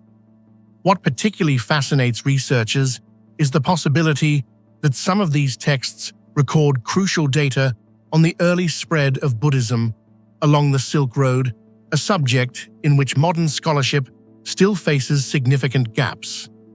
For this reason, every remaining fragment, every surviving character at Messinak carries the potential to reshape our current understanding of the vast networks of cultural and religious exchange that once existed in the ancient world. There are no signs of a major war, no evidence of natural disasters, and no indication that metallurgical activity ever came to a sudden halt, yet the inhabitants of Messinak still disappeared, leaving the city abandoned and forgotten for 2 millennia. Researchers have proposed numerous theories to explain this phenomenon, from resource depletion, political upheaval, and religious conflict, to economic instability or an unidentified historical event, but none of these explanations are sufficiently convincing to fully account for the mysterious disappearance of a once flourishing city. Messinak lies directly atop a copper deposit worth tens of billions of dollars, placing archaeology in direct conflict with industrial extraction. Thousands of artifacts have been hurriedly salvaged, while hundreds of structures have already been destroyed. This intensifies the haunting question: how many secrets of Messinak have been lost forever before humanity had the chance to uncover them? To